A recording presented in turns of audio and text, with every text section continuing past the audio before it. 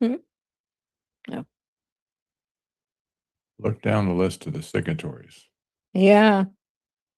Taiwan. Taiwan is a non-signatory but Years. participant. Oil set the price of empire. This week, that ended. The United Arab Emirates exited OPEC. The petrodollar architecture began to unwind. In Washington, a State Department initiative called Pax Silica is wiring the same nations into a new architecture, built on compute, semiconductors, critical minerals. From India through the Middle East to Europe, a corridor called IMEC is being built right now to move it. Ports, pipelines, rail, data centers, fiber. The block has signatories. The corridor has construction crews. The settlement layer is being tokenized.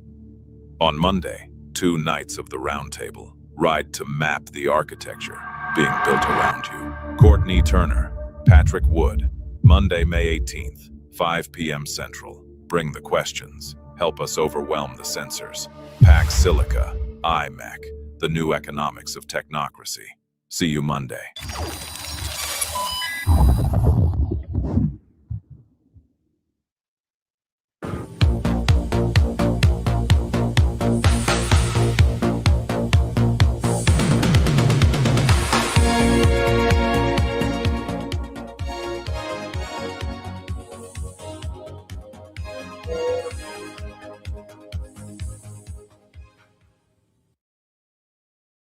Hello, and welcome to the Technocracy Roundtable.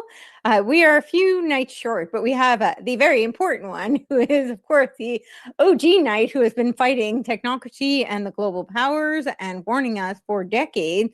Patrick Wood will be joining me very shortly. He's also my partner in crime in documenting the actions of the technocrats, and we co-authored this book, The Final Betrayal, How Technocracy Destroyed America. It is a cautionary tale, but unfortunately, things seem to be playing out in real time, and we're going to talk about that tonight. We're going to talk about Pax Silica and this Trump going over to China recently, and it looks like a merger of sorts, so we're going to talk about that and break it all down. Yeah, let's bring Patrick on first, and then we'll get right to it. Greetings. Greetings. There's no shortage of things to talk about, unfortunately. Yep. We have a great show tonight lined up for you. It's going to be amazing, I think. I think so. Yes. Hopefully bring a lot of clarity, because I think people have a lot of questions about what's going on here in terms of this Trump going over and meeting with Xi Jinping. And of course, all the Wall Street bros were sitting in the back seat proverbially, and you've got all the tech bros in the front seat. So I'm sure that's very curious to a lot of people. But that represents the new architecture that's being erected, right, for this Pax Silica, which ostensibly will be replacing Pax Americana. I'm sure many are familiar with Pax Romana, Pax Americana. Pax Britannia was first, right? Then Pax Americana. Yep. And now we've got Pax Silica, as in silicon, which is the compute architecture and the AI infrastructure that seems to be the new control grid for the world. Yes, and nobody really saw this coming with the announcement. I think it was on late December, when Pax Silica was announced. Yes. Who pays attention at that time of the year anyway? But it kind of snuck up on us. Here it is, and we're going to tell you all about it. This is a major initiative at the State Department under Donald Trump, of course, but we're going to break this down for you so you can understand what on earth is going on here with Pax Silica. That's crazy. And in the past, you talk about Pax Americana, Pax Britannica. Mm-hmm. It was peace through strength. Right. That was the military strength. Right. This is not military strength, but they're casting in that light that somehow the Silica part of it is going to enforce peace going forward, not with military might, but with silicon might. Yes, and it's interesting that you bring up. Yeah, right. It's interesting that you bring it up that it was, late December, which is That's historically when they give us these beautiful Christmas gifts. Isn't that when they gave us the Federal Reserve Act and our income tax? Yeah. So I guess it's their idea of Christmas gifts to the American people. Thanks a lot. We can live without it, I'm sure. Yes, yeah. Those are gifts I think we could all live without. Well, maybe we should start with, I think one of the main things that we had discussed was that this is, I think, a concept. I know I've been trying to hammer this for a very long time, and it's confusing to a lot of people. This idea of private property, and Yes. this is really what it's all hinged upon, is private property. But private property is a legal structure. This is contractarian. This is voluntaristic, and it does come from the Lockean strain of our founding, of the United States founding. And this is what you hear a lot of freedom fighters, a lot of libertarians, the techno-libertarian community are very much championing this. I'm not opposed to private property, of course, but we've discussed that sovereign property is really what needs to be defended. Yes. And this is something much deeper. And this is something our founding fathers recognized as well, which is why they didn't say our unalienable rights were life, liberty, and private property. They said life, liberty, and pursuit of happiness. And so we're going to play a video. In this video, they don't use the term, but just for those who are watching, the term that when they say human flourishing, that is what pursuit of happiness is about. And that Aristotelian Greek term was called eudaimonia, and it actually means human flourishing towards virtue, but it's an extension of articaria, which was self-sufficiency. So let's play this video and then we can discuss it. The State Department has a formal name for the architecture being built right now, Pax Silica. It is a U.S.-led framework designed to secure the supply chains and physical infrastructure of artificial intelligence. The diplomatic negotiations happening between world leaders are over physical geography. They are mapping out who controls rare earth elements, trade corridors, and the heavy hardware that runs the code. This diagram outlines the 6 layers of that architecture. At the foundation are critical minerals and energy grids. Above that sits compute and semiconductor fabrication, followed by network infrastructure, consumer devices, capital allocation, and finally, the financial rails that process transactions. The compute layer relies entirely on accelerator and GPU hardware. This puts the corporate executives who manufacture and control that physical architecture squarely at the center of modern statecraft. Financing fabrication plants, data centers, and undersea cables requires immense funding. Asset managers and financial institutions provide the capital to build the infrastructure, and they establish the payment networks to monetize it. All of this builds a global operating system. The question is, what happens to the individual within it? We have to ask if this structure treats people as independent actors or as subjects to be managed. Human independence inside this new infrastructure comes down to a single word: property. This visualization shows how modern law defines private property merely as a title held by consent. This allows a person to own a fractional digital token that pays a yield, while giving them zero authority over the actual asset.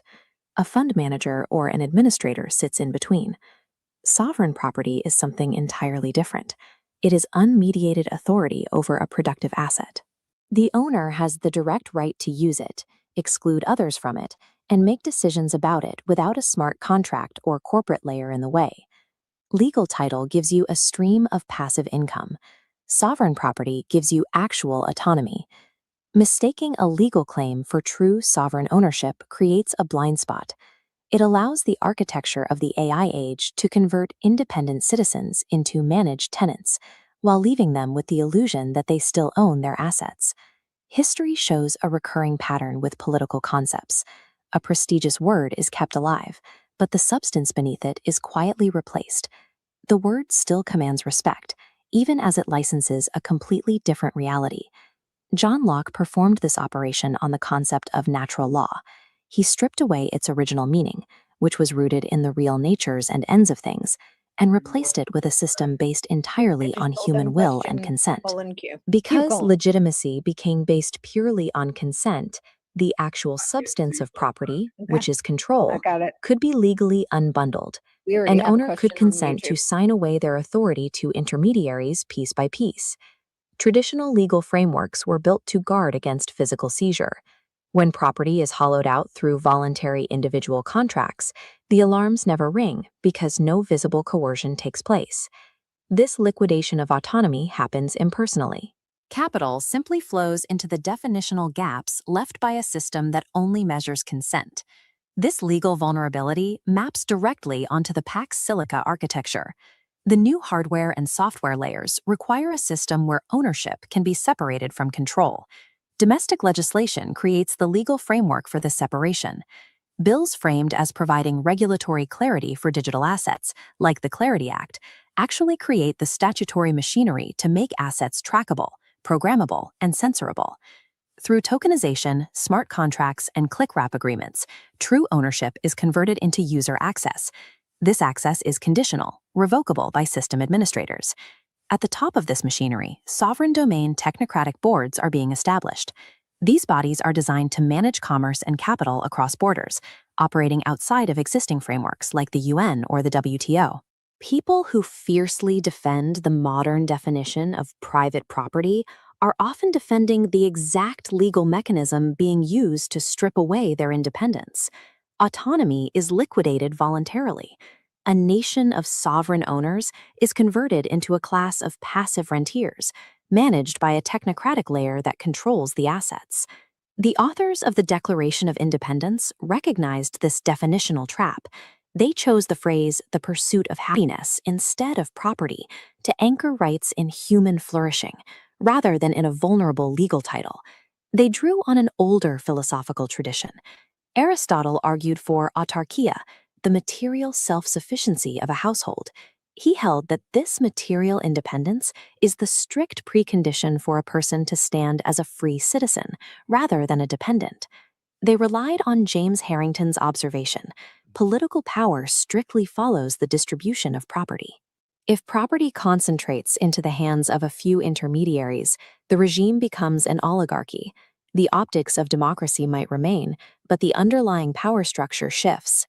Finally, they applied Scottish common sense realism, which insists that foundational rights are objective realities. They are not constructs that can simply be redefined or contracted away by human will. Together, these principles prove that political freedom requires the wide distribution of real, unmediated property. Holding a fractional yield is not enough to maintain a free commonwealth.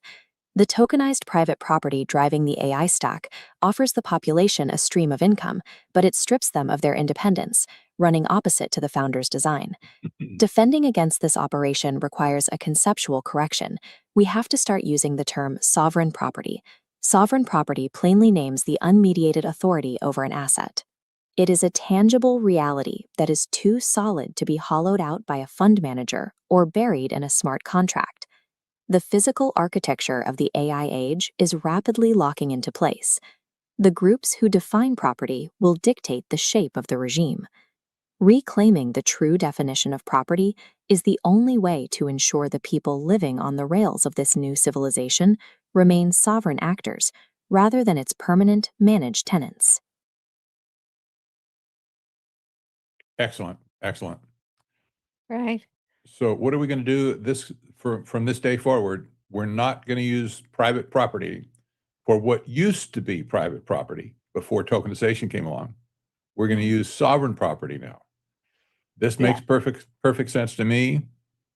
And basically, as they co-opt the concept of private property to make something that was never in existence in the first place, we'll fall back on sovereign property. Yeah, I think it would be really helpful for people. We had talked you had done a speech and you had talked about the use of fructus, right? And how the abuses. This is going again back to Pax Romana, actually, right? This was the whole concept of abuses was actually the ownership. They had access. They had controlling rights of the property itself, and then you had the uses, which is essentially like what the tokens would be, right? You don't actually have any controlling rights, and then maybe you can get some yield from it, but you don't actually have controlling rights. So Yeah, if you want to talk about that, I think that's very relevant. It really is. When people talk about, well, let's talk about when Trump made tokenization of income streams from his hotels. When it was one of his hotels in not the Mideast, I can't remember where, the Maldives, perhaps. Mm. Nevertheless, when he tokenized his income stream going off this property, he probably tokenized some of the assets as well of the building itself. But the people that bought those shares in the proposition, well, they were happy to get their income, right?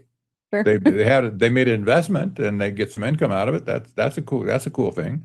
And some people say, well, hey, the token's forever. We can get an income for the rest of our life, and on every token we can get our hands on. Well, the problem is you don't own that property. Not like Trump Tower. You don't own that now. You can't say that you live there. You have no rights at all to paint the walls or whatever. And this is bastardizing the whole concept of private property. And and this certainly will not be. We're not talking about your home in particular, right? Yeah, this is in the cards. Yeah, no, this is in the cards going forward. But you see all these houses that have been bought up by BlackRock, Blackstone, et cetera. They've all been put into pools, asset pools, and where rental properties at this point. That these are the homes that were shook out during the last financial crisis, and they've been all tokenized at this point. Nobody will ever own them in the sense that of their sovereign property. There will be tenants that can live there in these homes, maybe long term. Maybe you have a 10-year contract or a lifetime contract to live in that property, but you'll never own it again. This is the problem. It'll never be your asset to say you have the sovereign rights to manage that property. So when something gets tokenized, you can't eat your token. You can't do anything other than just put it on the wall, I guess. And when Larry Fink says that everything that can't be tokenized will be tokenized, he means it. He means it. She's not joking around. He's not just spitting out hyperbole. He means it. Why can't we take him at his word? The New York Stock Exchange by the way, will be tokenized by the end of this year. Yes. This is huge. This is the bulk of assets that'll be tokenized, like over $20 trillion of all the stocks on the New York Stock Exchange. This is incredible. This is just, I don't know. I can't say exactly how that's going to work out economically. Right. But it's going to be bad. It is going to be bad. Yeah. And the DTCC has their app now, right? It's like the collateral app that's going to be for tokenization. So, yeah. Collateral app chain is, that's what it is. So, so they're moving very fast on their tokenization. I don't remember the name of the company. I was trying to look it up, but I know there's a company because it's my home county, Bergen County, where they've already bought up, like hundreds of thousands of private properties, and they've tokenized them all, and they've fractionalized the ownership. And BlackRock, it's like a subsidiary of BlackRock. But I don't know the name of the company, unfortunately. Yeah. I'm sure it's not the only one. I'm sure it's just an example. I happen to, recognize it because it was my home county. So, so stuck out to me, but I'm sure it's not the only one. That's the plan. So let me ask you a question. If something gets tokenized, let's say it's a block of property, 1,000 acres somehow. Once it gets tokenized, can it be untokenized at that point, do you think? I don't know. I don't know how once the shares are sold all over the world, there's a problem here. Yeah, I don't know how it could, because you're talking about it's an infrastructure, Yeah. right? Yes. So how would Yes. you change over once you've changed essentially you're changing the monetary system. So Yes. This is like taking a feather pillow mhm. into a windstorm, cutting the bag open, let it go. You'll never see those feathers again Right, in right. one place, right? Yeah, So once a property is tokenized, it has owners all over potentially all over the world, and all right, these funds, and maybe the stuff put into 401ks and IRAs and that sort of stuff. Once those tokens are distributed to individual owners who say, right, wait a minute, you can't take our tokens away from us. We paid for them, right. Once the process is done, you cannot reverse it. This is my big point here. You can't take it back at that point. Right. And I think the fractionalization element is what makes it super complicated, because now it's not like you're transferring the ownership. If it was just your property now being transferred to a bank, I mean, now it's still an institution versus a private owner, but there still might be some sort of transactional prospects for reversing and reclaiming ownership.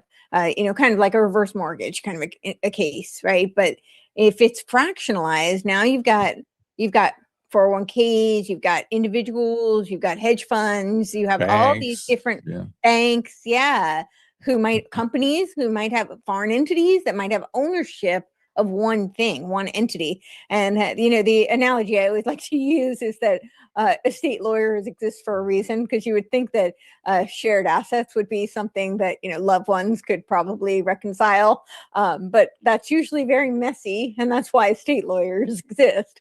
So I don't know how that's going to work out when you've got complete strangers and entities. You're not just dealing with people, you're dealing with, as we said, hedge funds and yeah. Exactly. So when a house is purchased, normally in our former world, you would have a title, you would take Right. it to the title company where all your escrows, the papers would be deposited, right? Hmm. And then they would issue you, after a search, by the way, to make sure that the property is legal and that sort of stuff, for you to Sure. own it. Then you get a title insurance policy that guarantees you own that house, period, end of subject, forever. And that stays in the county recorder's office Hmm. in perpetuity, right? Right. This is your title, that you own whatever that property, the sovereign right to own that property, right? Right. So when something is tokenized, like for instance, all the 17,000 homes that were bought up by people like BlackRock, and they put it into portfolios, that they took all those titles, and you say, well, the title exists somewhere. It probably does at this point, but it's in the hands of the BlackRocks now. They've Right. taken all these titles and they put them a big bundle of paper. They could put them in the incinerator at this point, probably, if they wanted to. But it shows you just how worthless they are at that point. But here's my idea: you put them in a bundle, you keep them forever, and then as the asset parts are sold out to the rest of the world, then you become the manager of those properties. Somebody Hmm. has to maintain those properties. They're Right. in charge now of maintaining the property. You have an air conditioner goes broke, well, they're going to call somebody. You're going to call somebody if you live in that house and say, "Hey, my air conditioner broke. Can you come fix it?" Or my plumbing, or my water heater blew, and you put all kinds of water damage in my house. So Hmm. they're going to send somebody out to your house. Well, who does this kind of stuff? Well, you're talking now the regional maintenance companies that are contracted by the BlackRocks to take care of your property. Right. Do you think you'll ever trust them to do the job effectively and Well, efficiently, and replacing your dishwasher with one that's comparable or not? I don't think so. This is why many homeowners today were not owners, but the people that are renting these properties, these homes from the BlackRocks of the world right now, they're screaming bloody murder because their houses are not being cared for like they should. Well, and I think also the managerial rights. So if you own property and you want to farm on your land, or you own property that has that's mineral rich or oil rich, and you want to drill, you want to mine on your own property, that should be your prerogative. It's your property. But if you don't have the controlling rights, then you wouldn't. They could deny you access to your own land. Exactly. This is the concept of sovereign property, for sure. This is it. This is it in a nutshell. Sovereign property means you have the final say on anything that goes on to that property. Period. The government should not tell you how to farm your land. The corporations shouldn't to tell you how much fertilizer you should use. Nobody should dictate the crops that you plant, etc. Mm-hmm. But when you have a manager over you at this point, you become, if you're a farmer, for instance, you'll be less than a sharecropper at that point. That was an evil thing in the centuries past. Sure. where you basically you're sharing the crop. You had to grow the crop, then you got a share of it, but the bulk of it went to the landlord. Right. Mhm. Yes. So let's explain to people about Pax Silica. But before we do, somebody actually sent me this that I thought was really interesting. It's a book. It's called it's Daniel from the Bible. It's by J. Vernon McGee. Oh, And this is what it said. And I thought this was interesting. So the line in here. Now I know a lot of people are familiar with the last stage where everything is clay or sand, right? yes. But this line right here, he says, there is no movement at all. It is simply awe-inspiring, glamorous, terrific, and stupendous. The head was of gold, the breast and arms of silver, and the belly and thighs of brass, the legs of iron, and the feet were iron and clay mixed together. The image, therefore, consisted of very strange assortments of metals. It was not an alloy of metals, but a metallic image of 4 metals plus a silicon, that is sand or clay. I didn't realize he actually used the term silicon. Isn't that interesting? Yeah. I've personally listened to many of J. Vernon McGee's tapes in the past. He's dead now, of course, but he was a brilliant Southern preacher. He was full of wisdom. He was just an absolute kick to listen to. Just the stuff that he came up with, the way that he expressed stuff.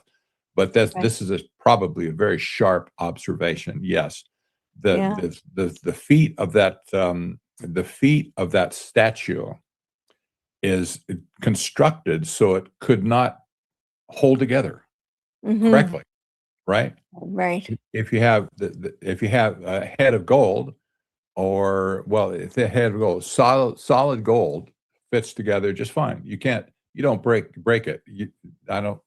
There's no way you can break a head like gold. Gold is solid. But when civilization goes down the statue to the feet, this is representing the end of the civilization, where the fifth kingdom or the final kingdom comes in play. It's called the revived Roman Empire. The feet are made of iron and clay, and they tend not to stick together correctly, right? Right. So there's huge tension in it, but nevertheless, they do stick together for time. Silica now, this is a really interesting concept because silica is all over the place right now. Yeah, the AI world is based on silica. Yeah, silicon. That's the conductor for all of the wires, the chips, everything. So we have the Pax Silica Declaration. Pax Silica is the Department of State's flagship effort on AI and supply chain security, advancing new economic security consensus amongst allies and trusted partners. And this is state .gov. This is the Pax Silica, U.S. Department of State. So this is an official declaration from the Department of State. And he says this is Jacob Helber, who's under the Secretary for Economic Affairs. He says if the 20th century ran on oil and steel, the 21st century runs on compute and the minerals that feed it.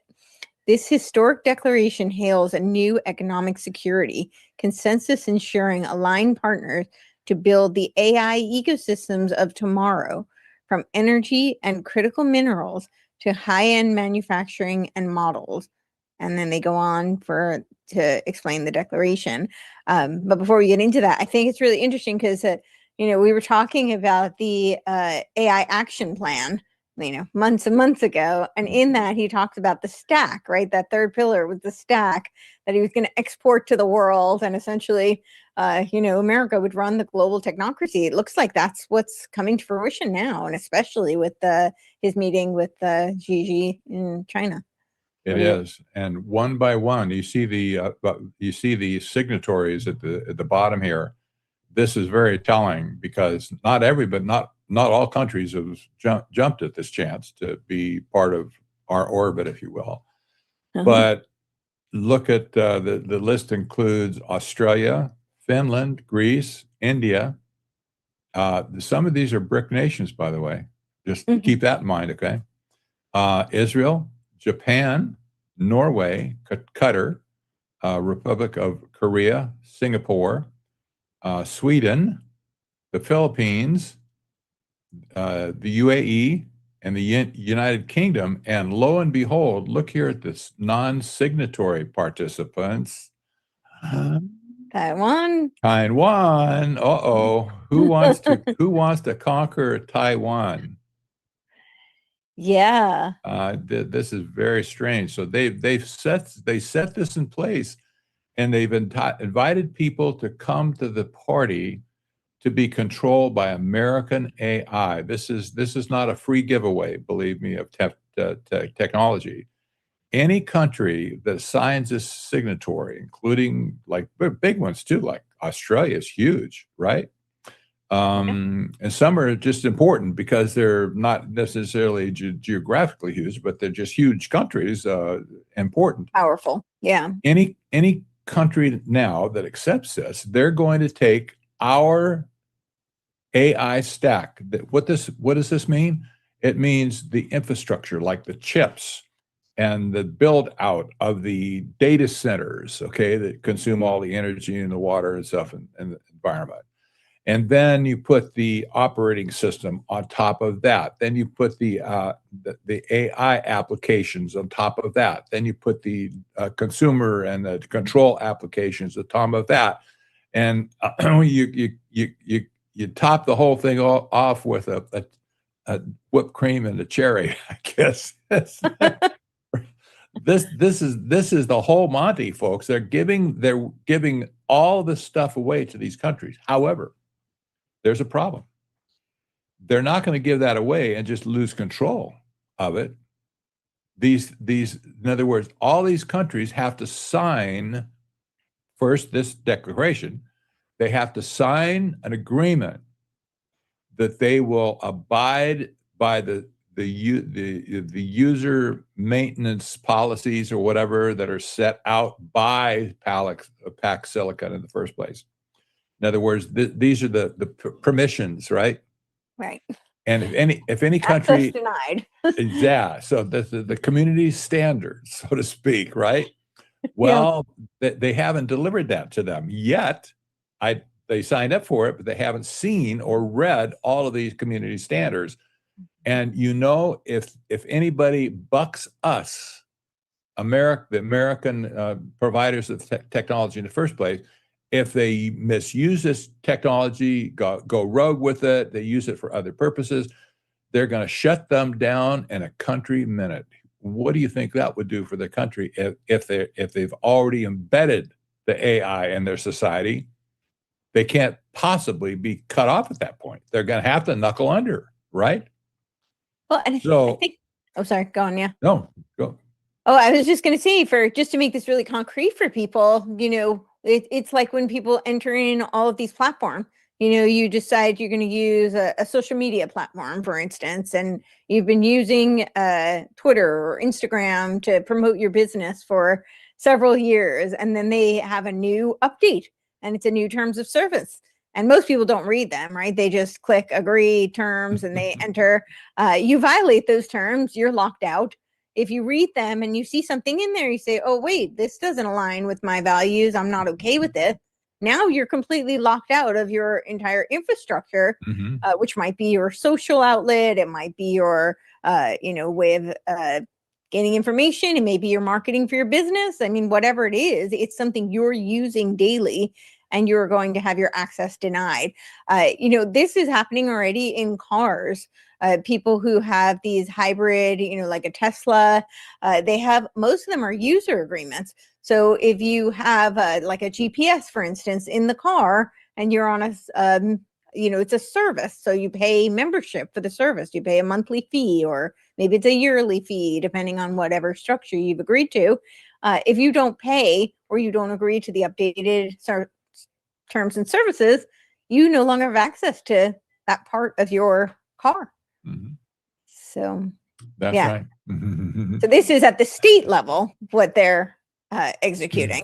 That's by the way, if your cohort there could find a picture of this State Department official, let's see, his name is what's his name again?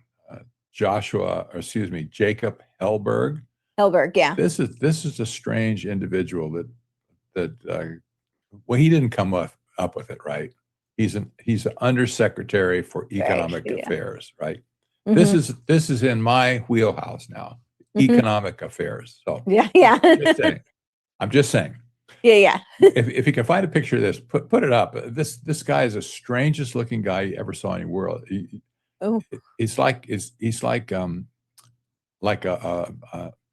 robot. Oh, he is very intense. This is so weird. Is he? I mean, is he real? He's intense. Or is it Plastic Man? I don't know. I'll tell you what. But it's Cyborg. interesting. I know. It's interesting. He Jacob, by the way, is gay, definitely. Okay. I mean, that's documented. That's not right. I'm not spreading rumors here. He really is gay. I mean, he's really gay. But he's kind of made up in a way that just looks plastic. I don't know. It's very, very weird. But when you talk about Pax Silica, he's the perfect kind of poster child for the whole program. He's the technoplastic being. Yeah, exactly. You mentioned that in one of your articles. Yeah, technoplastic. Yeah, there you go. Oh boy. Okay, yeah. Okay. That's that's very interesting. I hadn't looked at him before. That's definitely interesting. Yeah, so I think that that's an interesting concept for people to wrap their heads around, because the idea of Pax Silica, it's this new I mean, he really looks like very, very plastic, cyborgy. Not human. But I'm not trying to be insulting, but that's just what it evokes. He looks a little bit like Data. Remember Data on the old Star Trek movies? Yeah. Data was like, he just turned his head. The bobblehead. Yes. Yeah. Okay. Well, I think this is really important for people to wrap their head around, because when you talk about Pax Silica being this new global infrastructure, you're actually having these essentially, like a smart contract is replacing the governance infrastructure. Yeah. Right. So, Yes. I mean, when you say that and it sounds so simple, but I mean, that's pretty mind blowing to really think about that. That we're there he is. Oh my gosh. Ouch. I hit that on the head, didn't I? Yeah, pretty much. Oh my gosh. Yeah, boy. Yeah. Okay, so let's look around the world just for a second. Who are the countries who have really fallen into the pit, literally, of surveillance, craziness, whatever? How about the UK? How about Australia? Australia is just off the rails right now with dystopian stuff going on. censorship, railroading the citizens and whatever. They're all under surveillance already. And here's two examples: Australia and the United Kingdom. They're going to come under the control now of AI systems that were invented here in America. Lock, stock, and barrel. They're given the blueprints for the data centers, as well as how they're going to stock them, how they can put them together. This is like a fine science at this point to do that, but they're going to give them all the architecture of how to build these crazy data centers in the first place, and then how to run them, how to run their stack, their versus Palantir software, maybe Anthropic software, maybe OpenAI or whatever. It doesn't matter what platform it is, but they're going to coach and monitor and discipline, if necessary, these nation states on how to control their populations with AI. You think they have a head start in the UK? You think they have a head start in Australia? Really? Israel is another country that has huge technocratic influence as well. Yeah. Singapore has been long considered a technocracy. They have no privacy there whatsoever, no sovereign property either, to speak of. The Philippines is a huge area to dominate. The UAE is one of the most important, if not the most important country in the Middle East right now. And we just saw that, the UAE just dropped out of OPEC a couple of weeks ago. That's a huge story as well. This is related to Pax Silica. Right. So the bum's rush is at this point. This is my opinion. I realize that's okay. I can have opinion. Yes.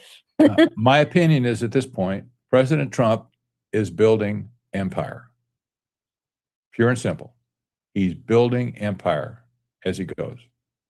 His empire is based on technocracy. That's the problem. And AI is the backbone, the enforcement of technocracy. Right. I know. So here you go. We have a large part of the world at this point is taking our AI technology stack. Oh boy, we're in for a rough ride, I think. What are the implications of that? So essentially, if there's an AI empire that's being built, and you're saying that Trump, your feeling is that Trump is essentially behind it, creating it. What does that mean for the future? I mean, Trump won't be president for, he can't run again. So, this is obviously has implications. I know we've got the trilogy of boards, which he's on the board of peace, essentially as the world monarch. So, yeah. I know. I know that was a loaded statement I just threw out there, but it kind of feels that way. I mean, he said himself he's the chairman of the board forever until he dies, and he has the right for succession to name his heir to be the next board of peace chairman. I never saw this kind of structure in my entire lifetime. Never seen it. But he did it. He did it there.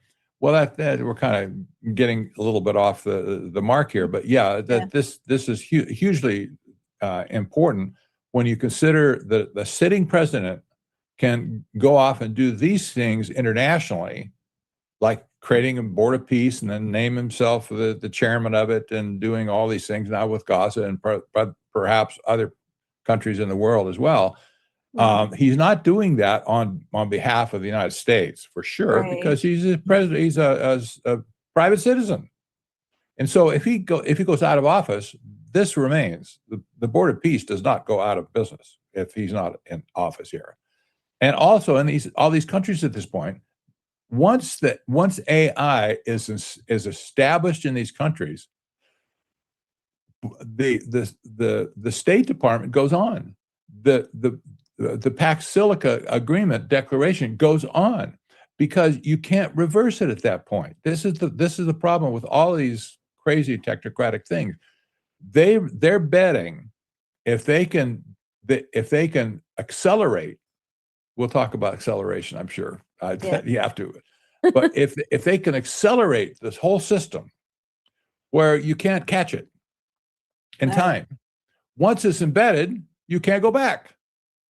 You can't unwind all the damage is done. If actually for these countries, they think, well, there's no damage here. We love this stuff. You know, you gave it to us, and we're paying for it, and we've established everything just like you said. We're monitoring our subjects, and they can't do anything unless we tell them to do something. You cannot unwind that. I don't care who comes into the presidency or any national office in our country. It doesn't matter at this point. Who is going to be the next administration? This will live on. You absolutely can. I can guarantee this will move on. And the technocrats who are behind it, they're not politicians. Right. Remember, they hate the political class. Right. So you think they're going to let go of their billions-dollar investments? I don't think so. There's no way you can force them, really. They're just private companies. Right. So no government's going to say, hey, you can't do that. We're going to fine you $100 billion or something. That they won't stand for that for sure. No, for sure. So let's talk a little bit about Pax Silica and how China fits into the picture, and how essentially it kind of looks like they've orchestrated a way of boxing China out. So for people that have a little backstory, there's a lot of discourse right now about multipolarity, and for a long time it was not really a very public discourse. You had a lot of people who were in the pro-China, pro-Russia camps who were promoting multipolarity. They didn't always use the term, but now it's become pretty popular to dispute multipolarity, which I'm not aligned with multipolarity, but whenever it becomes a acceptable discourse to have the dialectical poles in very public view, I'm always curious as to what's going on behind the scenes there. And it seems that it's because it's actually a great distraction at this point, because it becomes kind of irrelevant. Because the narrative is, always that there are competition. And when you look at, Trump heading on over to China with Xi, it looks like a very different story. It seems that way. I know this business of being multipolar, a world, this was probably cooked up as much by China as anybody else. Their problem is, they want to project themselves on the world stage to be, if they could be the outright muscle man, they would. I'm sure they could. They won't do that, but they don't have the power to do it. So they floated this concept of being multipolar. Well, we want to make sure that the world has multiple forces shaping the global system at that point. So we can talk about China, we can talk about Russia, you can talk about Europe, you can talk about United States, you can talk about the Middle East being a center possibly, but India is a big player for sure, right? IMEC. So yeah, IMEC. And so, all this talk about multipolarity, that's just nonsense. It's marketing spin, in my opinion. And we've seen this with this summit that just concluded last week. We've seen basically with Trump and what he's done to box China in, he's blown this to smithereens. BRICS is just off the rails at this point. There's no way BRICS is going to be a thing going forward. So how can the situation change this quickly? it puzzles me a little bit as well. But this situation has changed so radically in the last few months. But isn't that and kind of the way 2025 was in the first place? What is like totally accelerated. It's like it's on steroids or something. Stuff happens so fast that we just shake our head. We wrote our book. If anybody can't remember the name of the book, this is it, right? Final Betrayal. Okay. Okay. We wrote that book in real time, literally. Yeah. And it took us only about three months or so. But I mean, we were writing that book even as events were unfolding. Yeah. My next book here, it's Backwards. I know. I'll fix that when we take a break or something. Okay. But there it is. That's your book. Your book. Yeah. It's Okay. Well, in any case, the second book I wrote in 5 months after the first one was released in The New November Economics 4, of Technocracy. right? November 4. The New Economics of Technocracy. Yeah. You own nothing.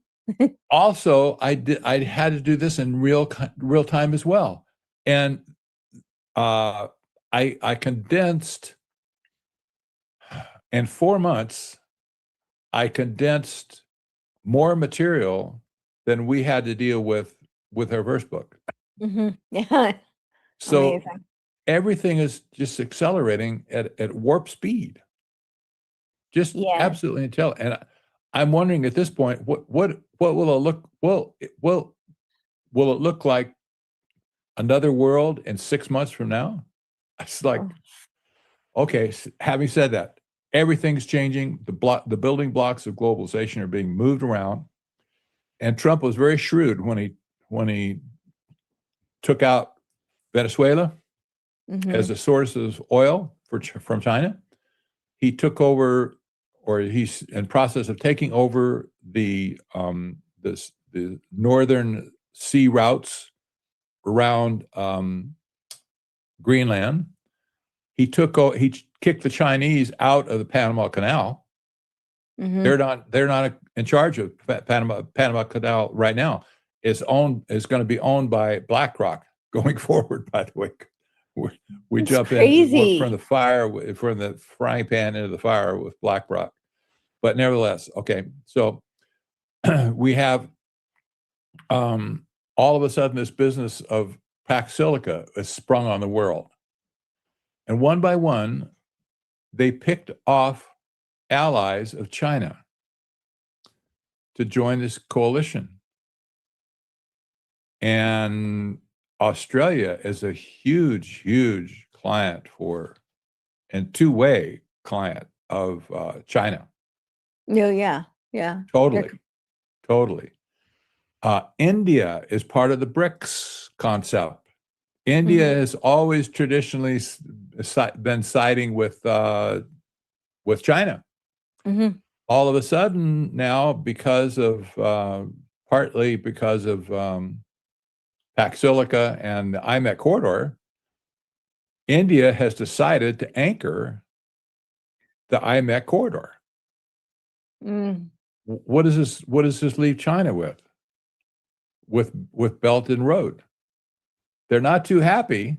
I'm sure. I guarantee you they don't like it. Right. But the United States has picked them off. Now they've also enveloped them into the packed silica consortium, right? Right. So India will now be putting all of our AI stack in their society. Where does that leave China? Are they going to be in control of India in any way, shape, or form? No, they're not. This is India is probably the largest country in the BRICS consortium. Sure. You can look now at Qatar a little bit. Qatar has been a major player for China as well. And we can look at the UAE. They've developed their relationship with China, and China looks to the UAE for a large part of their oil. All of a sudden, the UAE pulls out of OPEC, and they're doing their own thing now, and they're going to have our AI stack in their country. They're already building data centers in their country. Right. How's that going to play with China as an ally, as one of their allies has been picked off and moved into our orbit? See, this has been very clever redistribution of influence and money too, but influence and all of the sources that the China depended on. They've been all stripped away. All of a sudden, China is kind of isolated right now. They really are. And this is when I'm sure when, well, I can't say for sure. They didn't do this publicly, I know.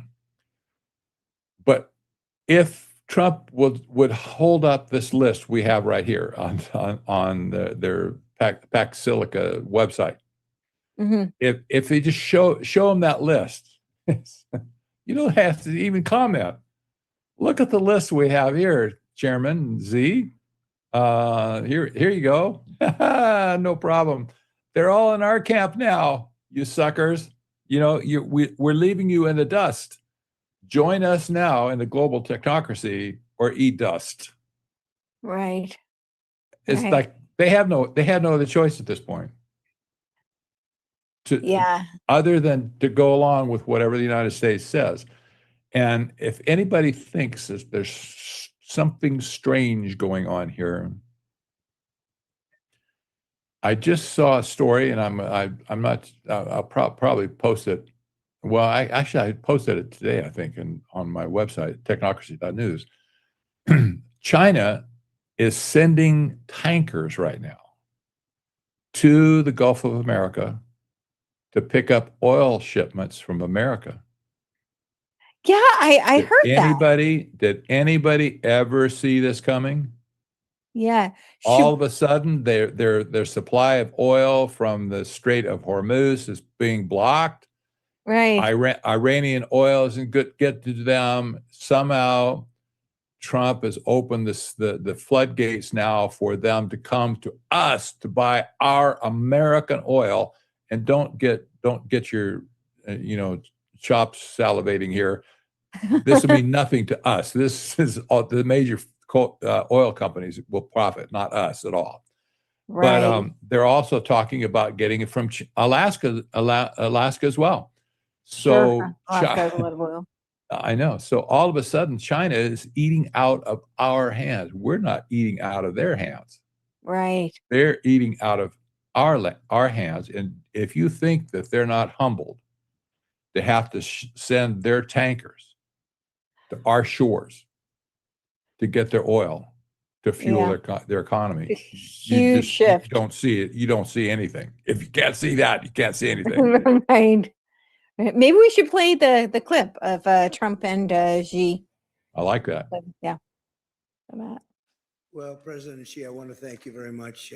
First of all, that was an honor like few have ever seen before. And I think I was particularly impressed by those children. They were happy. They were beautiful. The military is obvious. It couldn't be better, but those children were amazing, and they represent so much. And I know they represent so much to you. You and I have known each other now for a long time. In fact, the longest relationship of our two countries that any president and president has had. And that's, to me, an honor. We've had a fantastic relationship. We've gotten along. When there were difficulties, we worked it out. I would call you and you would call me. And whenever we had a problem, people don't know, whenever we had a problem, we worked that out very quickly. We're going to have a fantastic future together. Such respect for China, the job you've done. You're a great leader. I say it to everybody. You're a great leader. Sometimes people don't like me saying it, but I say it anyway because it's true. I only say the truth. And I just want to say, on behalf of all of the great delegation that we have the greatest businessmen, the biggest, and I guess the best in the world. We have amazing people, and they're all with me. Every single one of them, we asked the top 30 in the world, every single one of them said yes. And I didn't want the second or the third in the company. I wanted only the top. And they're here today to pay respects to you and to China. And they look forward to trade and doing business. And it's going to be totally reciprocal on our behalf. So I really look very much forward to our discussion. It's a big discussion. There are those that say this is maybe the biggest summit ever. They can never remember anything like it. I can say in the United States, people aren't talking about anything else. But it's an honor to be with you. It's an honor to be your friend. And the relationship between China and the USA is going to be better than ever before. Thank you very much. Thank you.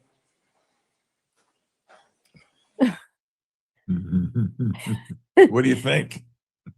Well, I mean, the body language is very interesting. Watching Xi, I'm guessing he's got an earpiece that's translating it, but yeah. But even so, just the dynamic between the two. I mean, Trump is doing his I don't know how else to explain it other than, his apprentice reality star kind of a dance.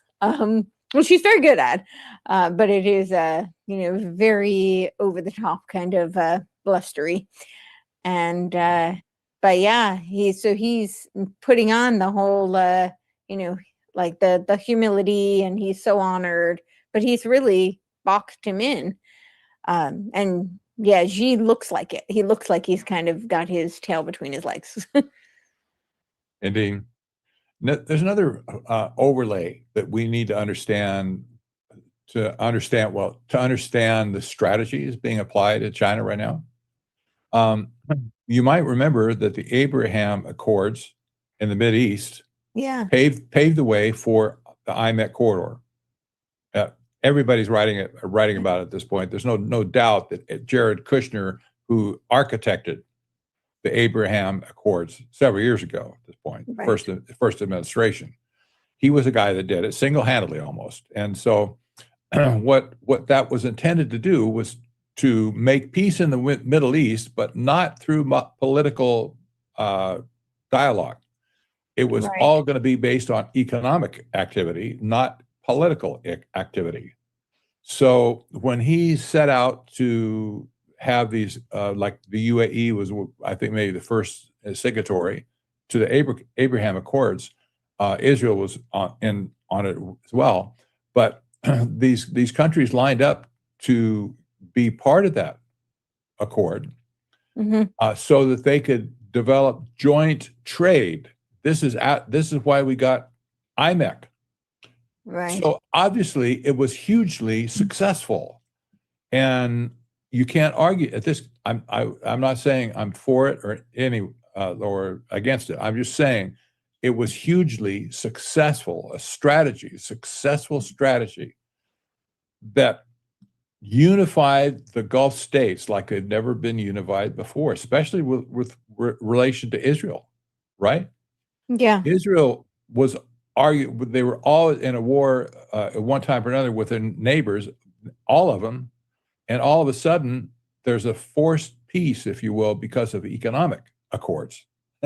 So UAE is totally friendly now with Israel. They have their own mutual pacts, and Saudi Arabia, same thing, So all that to say, this has been successful where every president since 1948, when Israel became a country in the first place, every president has tried to make a peace deal in Israel. Sure. They all failed. Every single one of them failed miserably until Jared Kushner came along. That's President Trump's son-in-law, right? Right. When he came along, he changed the whole metrics. Let's not do it. Let's take a lesson here. Let's not do it politically. Let's do it economically. It was hugely successful. So, Now, Well, let me just Yeah, finish that. Yeah. roll this over now on Okay. China. Okay. There's no such thing as the Abraham Accords for China. Yes, they're not in the picture at all. But nevertheless, Right. this is the same strategy that they're using in China to get China on board with their global technocracy movement without disturbing the political bear or any other politicians in the country, and Right. any politicians in our country who want to block it. All of a sudden, it's about business, not politics. Right. So they've used the same strategy here to convert China into a player on the field. And I would dare say, at this point, China has built this BRI complex around the world, Belt and Road Initiative, they call it, right? Yep. I'll predict. I don't have I'm not a soothsayer, right? Don't pin that on me. But I'm saying as an analyst who's been studying this stuff for so many years, I can probably predict right now that one day, China is going to throw in on the IMEC corridor, lock, stock, and barrel, to integrate its Belt and Road Initiative into IMEC corridor. Right. I can see that happen. Don't hold me down to it. I'm not saying I don't have a crystal ball, but it makes perfect sense to me that they would do that. Hey, look, if anybody could have predicted that China would be buying oil from us by by the shipful, these huge tankers, they're huge. And China needs a lot of oil. Of course. Who would have thunk that all of a sudden China pivots and we become one of the major oil suppliers? I'm just saying. Yeah. Well, there's so many things I want to cover, but before we move on, because you brought up the Abraham Accords, I think it's a good time, and Israel's role, and obviously Israel is a very big geographical locus in IMEC, right? The port of Haifa. Well, there is a whole cohort of people who have somehow equated Zionism with technocracy, which just seems ludicrous on its face, but I think we should address it head on. I have been personally, I'm sure you have as well, accused of not acknowledging the various nations' roles in technocracy, but this is a supranational kind of orchestrational event, and this is Pax Silica, right? This is managerial. This is technocratic. This is not about nation states controlling power. So yeah, could you tell me let's address this. Can I roll my eyes? I don't know if you can see it. Did it go back far enough? There's the eye roll. Yeah. Look, ever since I started this study of globalization, even in the 1970s, our work was, they tried to co-opt our work. That is the anti-Semitic crowd. They wanted to co-opt our work and turn it into a screed for anti-Semitism. This has never changed. We see when somebody has the idea that the Jews are all the problem of the world, then they look for reasons to prove their case. They don't have a case, but they have to go to other people to get on board, right? Right. So my studies on technocracy over the last 11, 12, 13, 14 years, they saw that as an opportunity to make a case against Israel. That Israel somehow is the architects of technocracy. And somehow this whole nonsense, really just nonsense, that the Jews are behind everything in the world now, including technocracy, trying to steal our thunder, if you will, make it theirs. Mm-hmm. This is the oldest play in the playbook, as far as I'm concerned. It's disingenuous. I would say to them, get your own cause. If you want to pursue it, get your own cause, you idiots. Go somewhere else, but invent something on your own. I don't want to challenge them to do that because they probably will. But yeah, I'm just saying, right? Right. So these people are freeloading our ideas or mind loading our ideas about technocracy and turning it into a case against Israel to blame Israel for everything that's going on. It's absolutely insane. Absolutely insane. I hate it with a passion. And there's a lot of people, we discuss it. You saw some of the headlines and the actual articles where that's just said that, Israel is behind technocracy. I don't know if you have one of those headlines to put up, but if you do put it up, that'd be great. Okay. I'll tell you what, this needs to be dealt with, and soon, because these people are freeloaders. They're disingenuous, for one thing, and they have no intellectual capital whatsoever themselves. And I'm already seeing it in the comment, right? We've already addressed this. You're saying, well, they're right next to the Suez and the submarine internet cable. Yes, it's a geographical locus. That's not a controlling locus. If anything, they're being used for their location. I think they're actually being exploited in many ways. And as you always say, with your economic background, you followed the money. If you follow the money, who's behind building these rails? Who is the ownership of these rails of technocracy? It doesn't look like Israel to me. It doesn't look like the Jews either to me. Look, Israel has its own problems. I don't I'm not even saying, want to address them at this point. That's not the issue. But when President Trump, or no, not President, Citizen Trump, that's what we call Citizen Trump, when he became the board of peace, and he said, I'm going to take over Gaza and I'm going to make Gaza into a wonderful place. What do they call it? The Riviera of the Mediterranean, or something like that. And he's going to pull up manufacturing and all that kind of stuff, and hotels and stuff. He says it's going to be a beautiful thing. So he has enlisted CENTCOM, and that's CENTCOM in our country, to provide the security layer for Gaza going forward, right? Right. He's assembled a purely Islamic force of soldiers, 5,000 per country, to 20,000 man fighting force, if you will, police force maybe, to be operative under the control of CENTCOM. Okay, now here's the headline. As these troops are moving in right now, Israel is withdrawing from Gaza. Who figured? But see, nobody knows what's going on in Gaza anyway.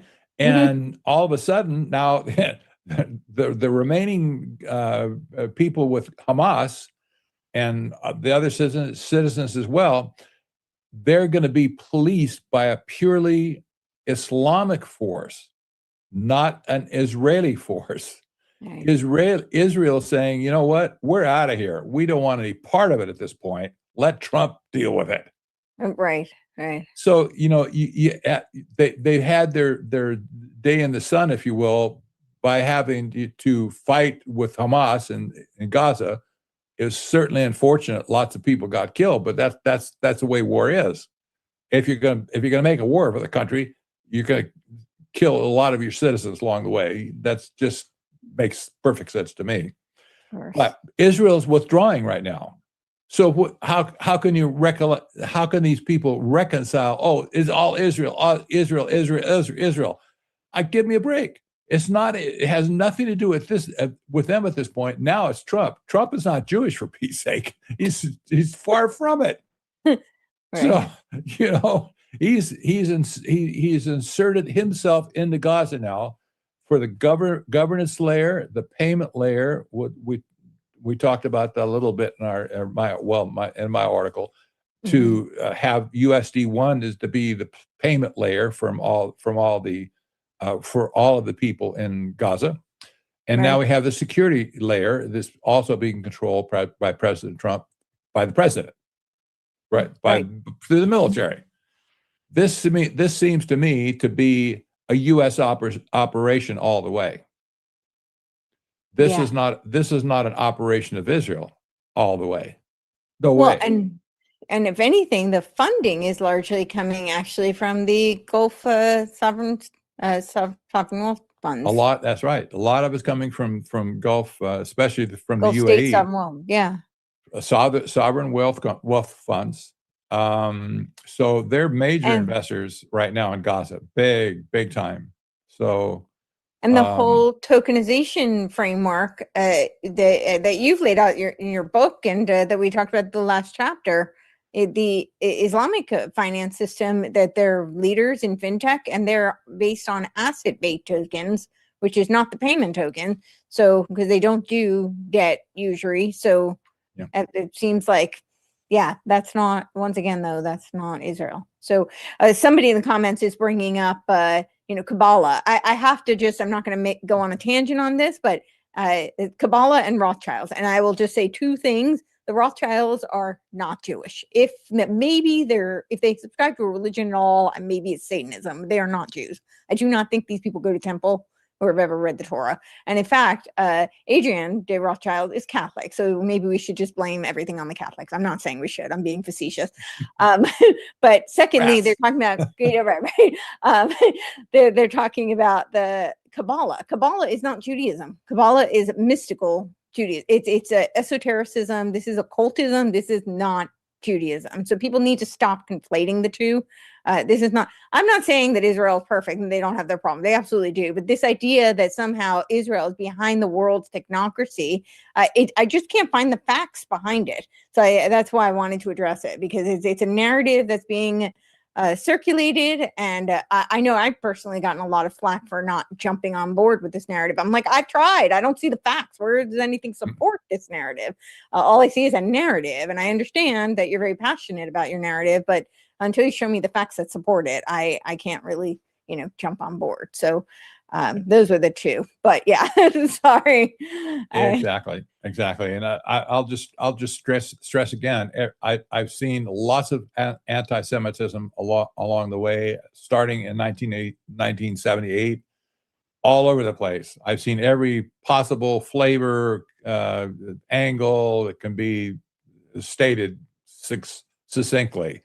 And one thing I know for sure, the whole movement is bankrupt intellectually. If they don't have something to prop their poison up, they'll find something to latch onto. That this is all you can say about it. They have no way to support their speculation that Israel is behind everything. And all the Jews, and not maybe not Israel. Well, the Jews are behind it. No, there's no proof from that at all. But when you adopt somebody else's cause that has nothing to do with Judaism at all, or Jews or Israel, then they say, well, there's the proof over there. We can adopt their cause and we can turn that into something to criticize the Jews on. This is a purely false man operation from the get-go. And if I ever saw that there was some originality in their thinking, I would probably applaud it at this point. But there isn't. There's nothing there. It's just a vacuum. So when a person is standing by himself, this is like the tree in the forest, right? When a person is standing by himself all alone, and he gets a wild imagination, I think maybe the Jews are behind this, whatever this is, right? Then they're vacant at that point. Their mind is just speculating. I think the Jews are behind this. Then they have to look for a cause to prove their thought, their speculation. Right. And they quickly run across these other kooks that are talking about, well, it was Kabbalah. Well, it was, it was they're imposters in Israel right now, and we have to drive them out, or whatever the cost. Now technocracy. Mm-hmm. Give me a break.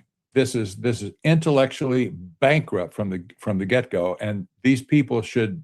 Well, there's nothing you can say. This is a free speech issue for sure. I guess you can say what you want, but yeah, don't bore me with it. Yeah, right. Exactly. No, they're free to say whatever. And like I said, I've actually entertained this. I don't see the facts. It seems like it's just an empty claim. And I get that they're passionate about it, but I'm like, well, show me the facts. Where is the support for your argument? I'm not seeing it. I don't see it at all. Unfortunately, the facts never mattered. Yeah, right. Time and time again, the facts don't matter to them. You can give them as many facts as you can, and it doesn't matter. Truckloads of facts. It doesn't impress them at all. They shift. Nah, we're not interested in facts. We know what we know what we know. The Jews did it. All right. They're right. Okay. All right. Let me just. Okay, I just got one other factoid here. Yeah. Bring them on. Bring the facts. all of the neighbors around Israel, UAE, the Qatar, Yemen, Saudi Arabia, Egypt, all of these countries have had a war with Israel somewhere along the way, right? Right. And there's a lot of embittered people in these Islamic countries who hate Israel, the passion. Mm-hmm. Hamas wanted to wipe them off the map, literally wipe them off the map with this concept of what was it, from the Jordan to the Mediterranean or something, or from the sea. That means get rid of all Israel and push them in the sea and drown them all. Okay, so all of these enemies of Israel, is it possible somehow that the Arabs can't identify who the Jews are? Do you think?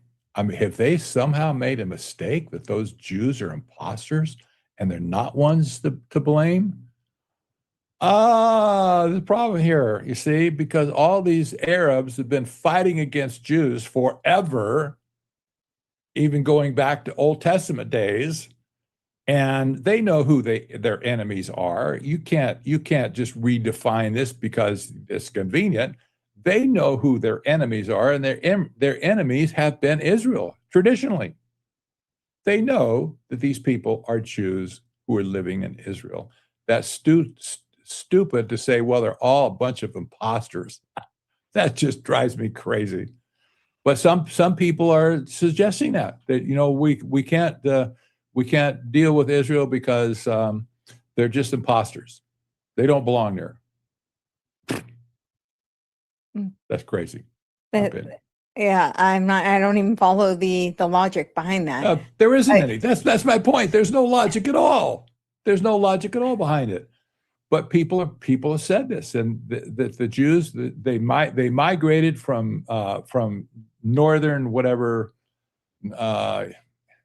northwest or northeast of Israel, or excuse me, from Europe, and they came out of this region somehow, and they migrated down to Israel, but they're not Israelites and they're not Jews. And I see what you're saying. The whole theory about the Ashkenazis. Yeah, there's all these strange. Somebody just commented on the Frankists in the 17th. Again, not Jewish, false messiahs, not Jewish. I mean, the narratives that are being propagated, it's like the elders of, this is a tangent, so I'll make it really quick, but it's like the elders of the protocols of Zion. It was proven as a Russian intelligence operation. I mean, it was proven. This is not speculation. Yes. And there are people who are still, troping it around as if it's fact. I'm like, and then they're parading the, 13th tribe. Arthur Kessler was a known Comintern propagandist. He worked under Willy Munzenberg. Like, this is historical documentation. This isn't like speculation. This is not me being a conspiracy theorist. Anybody can go look up any of these facts. These are documented facts. And As far as the Israelis, I mean, like you just look at the calendar timeline. I mean, it's I won't go off, but I mean, it's just like the data points are pretty clear. You know, they turned it into arable land, and once it was arable land, suddenly they decided they would sell it back to them for a higher price. Yeah, we could go on and on this topic, but Yeah. We're it's, talking about Pax Silica here, you know. yeah, let's get back to Pax Silica. I just wanted to, nip that in the bud because a lot of people had approached me saying that Pax Silica is really a, Israeli Zionist project. And I'm like, show me the facts. I don't see any evidence that that is the case. Pax Silica is not about Israel, except that in terms of, IMAC, there is the Haifa port. Israel is certainly in that region. So as a geographical locus, it's certainly a desirable node. That doesn't mean they're a controlling locus. A node is likely exploited for geographical reasons. That doesn't mean they have a controlling, share of it. So, that they're the architects behind it, which we know they're not. There's no evidence behind that. So, there's the technique map. So I wanted to talk a little bit about, because one of the things that, and I do think this is relevant to Pax Silica, but one of the things that happened at that China meeting with Xi and Trump was this Board of Trades. And we now have the Board of Peace, the Board of Trade, and the Board of Investments. And so the reason I think it's relevant is because Pax Silica is now this infrastructure that's going to be essentially, like if we're talking about the old narrative of China competing with the US, right? We had Kissinger's rapprochement plan, essentially built that triangle with the Soviet Union, the United States, China, and then we had the whole rapprochement plan where Kissinger was building up China, and many people will remember Bush riding the bicycles with Barbara, and that's not evidence of anything other than that he was an envoy, right, in the new normalization, which was part of this rapprochement plan, and then we now have what I would argue is this new triangle with AI, and that Pax Silica plays a huge instrumental role of state power. Then you've got the corporate power, and then essentially the private-public partnerships, right? This merger of state and corporate power that's going to be through this compute infrastructure. So, yeah, what are your thoughts on all of that? Yep. I'm thinking back. One thing I'll probably throw in here. I've been thinking about this contingent of technocrats that went with Trump to China. And the concept of China being built up by Western money, Western technology. Right. If Anthony Sutton were alive today, he would have detailed this far more than I have, Yeah. because he understood the transfer of technology from the West to the East with relation to Nazi Germany, with relation to Russia, and he would have talked about China if he lived enough, long enough. Yeah. He died in 2002, I think it was. So, having said that, China has been a captive of the Western elite since 1976, when Zbigniew Brzezinski brought Chairman Deng to America to wine him and dine him and get him inducted onto the world stage.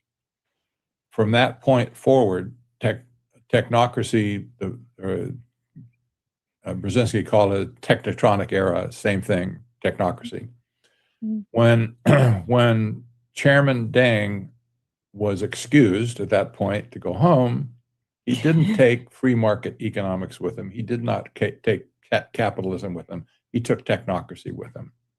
This has been borne out for years now. We've seen Time magazine talking about China being a technocracy, and context from what we know about technocracy from the 1930s.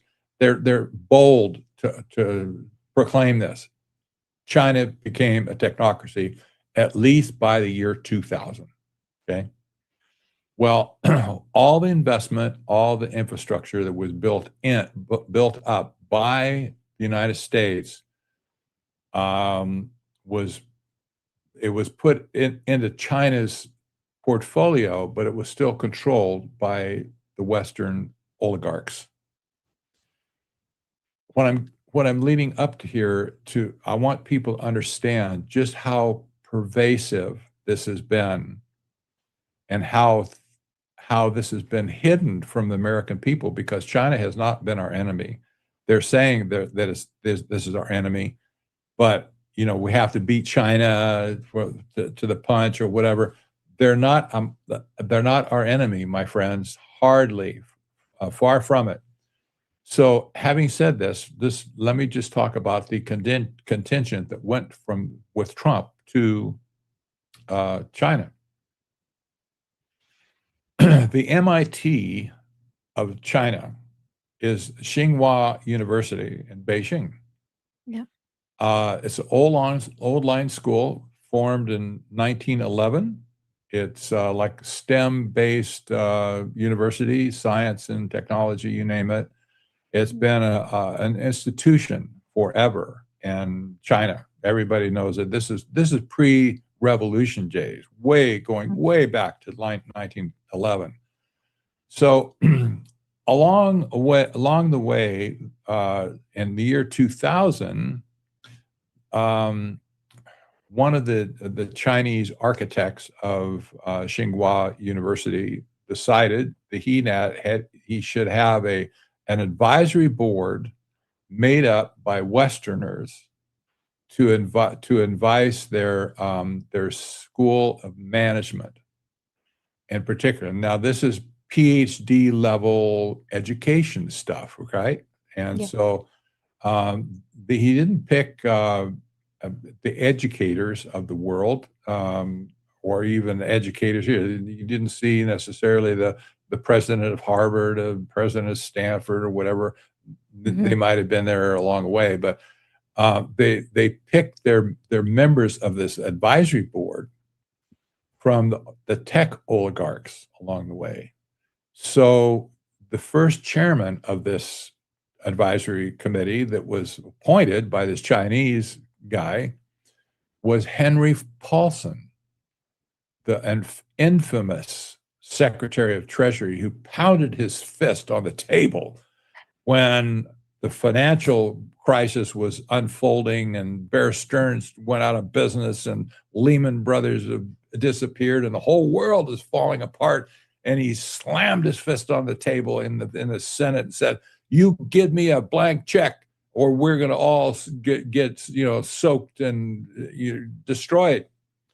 This is hammering Hank Paulson, my friends. He was the first chairman of the board of this Tsinghua University advisory board. Right. Now, it just so happens that this contingent of people who went with Trump, there was 17 of them. Mm-hmm. 1, 2, 3, 4, 5, 6. 6 of them were members of this board of directors of Tsinghua University. That means almost 40% of these people who were flying with Trump were part of this university already. And they've been meeting with them continuously over the years, at least one annual meeting per year.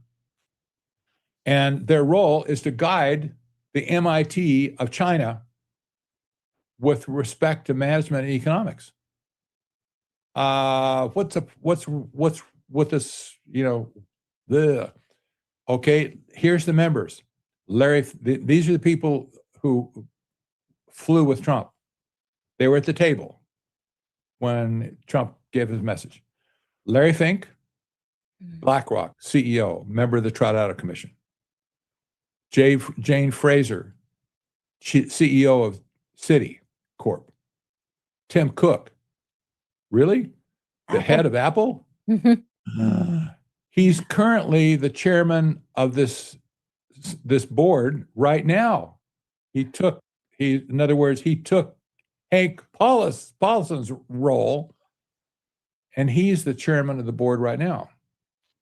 David Solomon, the CEO of Goldman Sachs, that's a big guy. Steven Schwartzman, the founder and CEO or chairman, whatever, of Blackstone. Elon Musk. Elon Musk is on the board too. These aren't educators, folks. These Steven Schwartzman, by the way, the founder of Blackstone. That's a huge investment company. Yeah. He funded. It was originally part Larry Fink with BlackRock. Then they Exactly. split. Yeah. Exactly. So Schwartzman funded the Schwartzman Scholars Program at Tsinghua University itself. Mhm. It's a Rhodes Scholar style program specifically designed to train future global leaders in China. Mhm. That's a separate institution from Tsinghua SEM, the School of Management and Economics and Management, but on the same campus and deeply intertwined with the same party state apparatus. Okay, they have their own Rhodes Scholarship over there. Yeah. It's been funded by Western money. Right. Yeah. Okay, all this to say, get a grip where China is right now, because China has never been our enemy. It will never be our enemy in the future, because these people have been embedded all along the way with the rise of technology, at least since 2000, for sure. Yeah. They've been there all along, coaching, mentoring Chinese leaders, even Chairman Xi. So, we need to reframe our thinking here about China altogether. They're, just to me, this is just absolutely stunning. And speaking of academic institutions, Anthony Sutton did document this, that Mao was part of that whole Yale and China program from 1919 to 1921.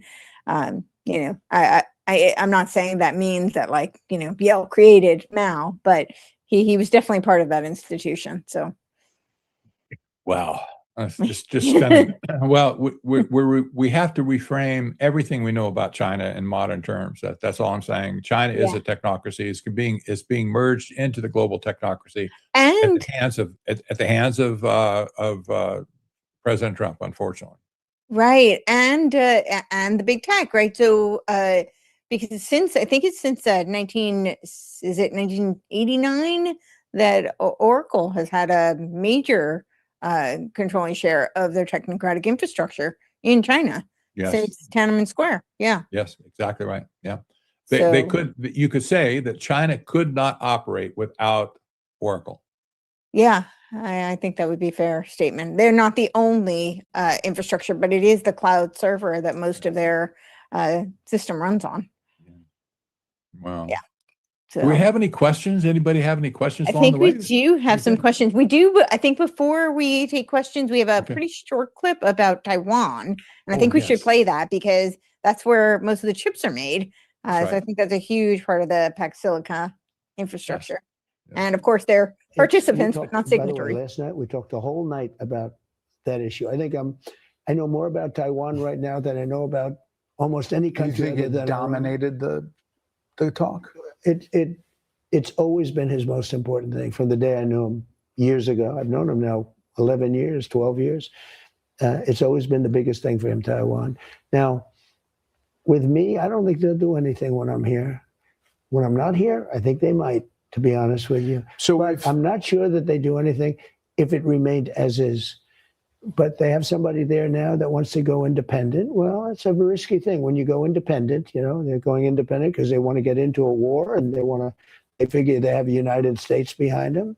I'd like to see it stay the way it is. And I'll tell you something.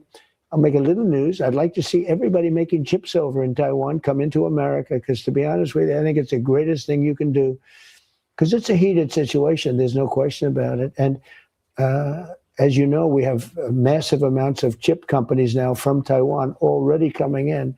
We expect to have 40 to 50% of the world chip business by the end of my term And I think it should be even more than that.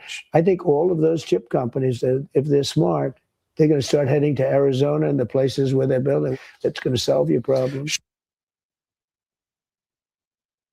Wow. Mm-hmm. They're going to move them all to Arizona, to your state. You're looking, here's the city of Phoenix behind me.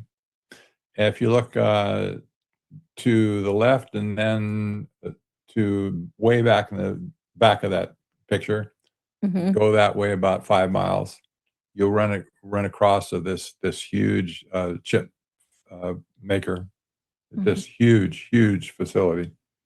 TSMC it's called. It's going to be the largest chip maker in our country, and this is one that came from Taiwan. Wow. Okay, so let me just rewind a little bit. We talk about chips in terms of Jensen Huang, the founder of NVIDIA. Yeah, who was Jensen there? Huang, he was forbidden to sell chips. His new H200 chip, whatever the latest chip, AI chip, he was forbidden to sell that to China. Yeah. Is a big thing. He was probably disappointed. Americans, cheered, let's beat China to death. Well, Jensen Huang got on the airplane at the last minute in Alaska. Trump called him on the phone and said, "You beat a path up here. I want you on this plane." Jensen, believe me, he could have his own plane to fly, across to China. He probably has a fleet of jets at this point, but nevertheless, Trump said, "I want you on my plane so we can discuss stuff." That's exactly what he did. He flew to Alaska, jumped on the plane with Trump and Elon Musk, by the way. Of course. He's one of the biggest customers of Jensen Huang along the way. So then Wang went to China. And I kind of speculated something's changing here because he shouldn't be on this plane in the first place. Right. Trump has something in his mind to use him as a bargaining chip. That's what it seems like, yeah. So now Jensen has walked away with like $150 billion of business. To sell our most advanced AI chips to China, which will take probably the pressure off of Singapore, possibly at this point as well, and the rest of the Asian corridor that produces chips. Right. So something has been. It just feels something has fundamentally changed with this China card. It does buying oil from us now, and they're buying our chips now to fund their AI development. And what else? Well, probably other aspects, but this is enough for me. This is technocracy. Are they going to somehow convince China that China should sign Pax Silica Declaration? Possibly. It seems like that's what they're pressuring. Oh, I know you have to ask the question. China, the Z is coming to the United States this September 25, something like that. This fall, he's coming here. Their intention is to populate the boards of investment and the boards of trade.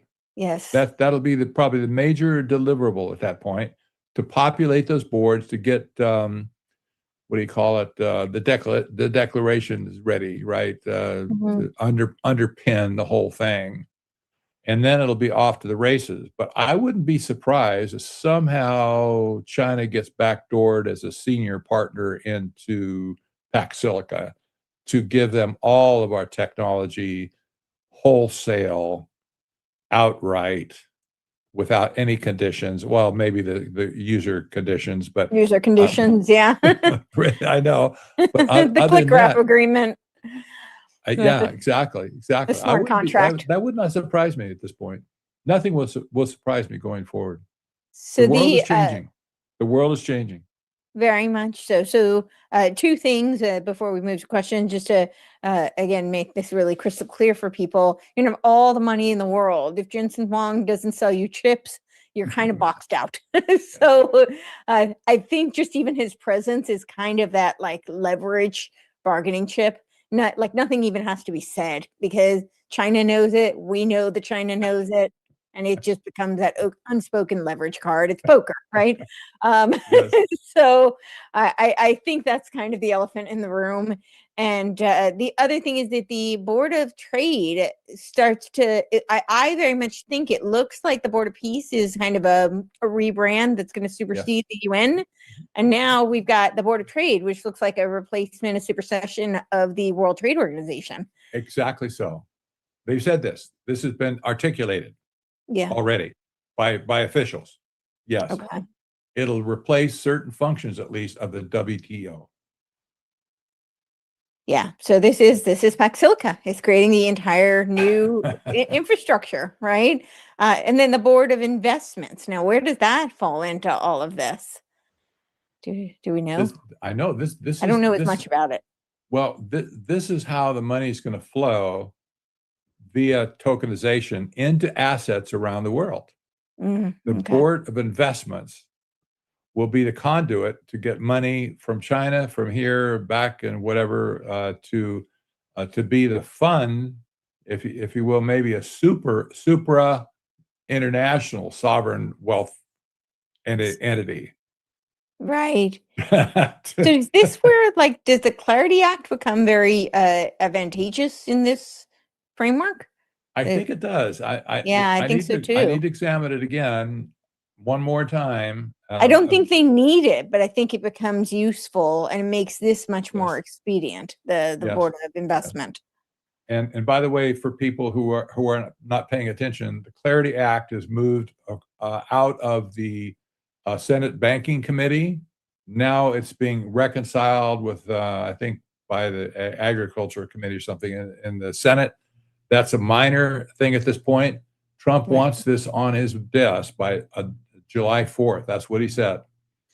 Yes. Maybe they'll do it, maybe not. But you know, the odds are increasing. The forecasters of odds say there's probably a 75% chance it'll pass before then. So just you go figure. That's not me saying that. That's just them. No. The bookmakers. Right. Yeah. So for those who aren't familiar with the whole trajectory, just so the people are aware, the Clarity Act was initially part of the Genius Act. They weren't able to pass it because the bankers were pushing back because it would wipe out essentially the banks. They would lose a lot of money and potentially be obliterated and, completely eviscerated. They're no longer needed. So they pushed back. And so they passed the Genius Act and took the Clarity Act out of the Genius Act.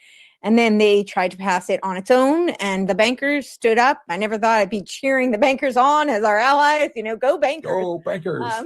But the bankers were really our good friends in this fight, the proverbial fight, and they pushed back. But now the Banking Senate Committee has pushed it through. So I don't know. But if you've got some banking friends, tell them to step up. And we need people to really push back against the Clarity Act. They can get around it. So the overarching infrastructure like the DTCC doesn't need the Clarity Act.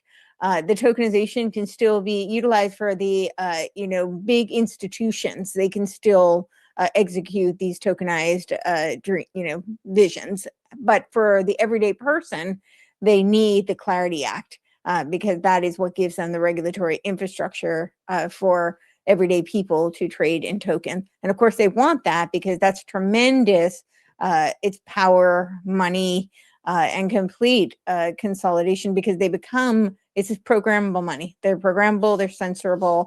And for those who question it, it is just in the architecture of the smart contract. So it is essentially, it's just permissions, right? It's just your access granted or access denied. And so that means access to your tokens, to your own money, access to use it in certain places or not. So.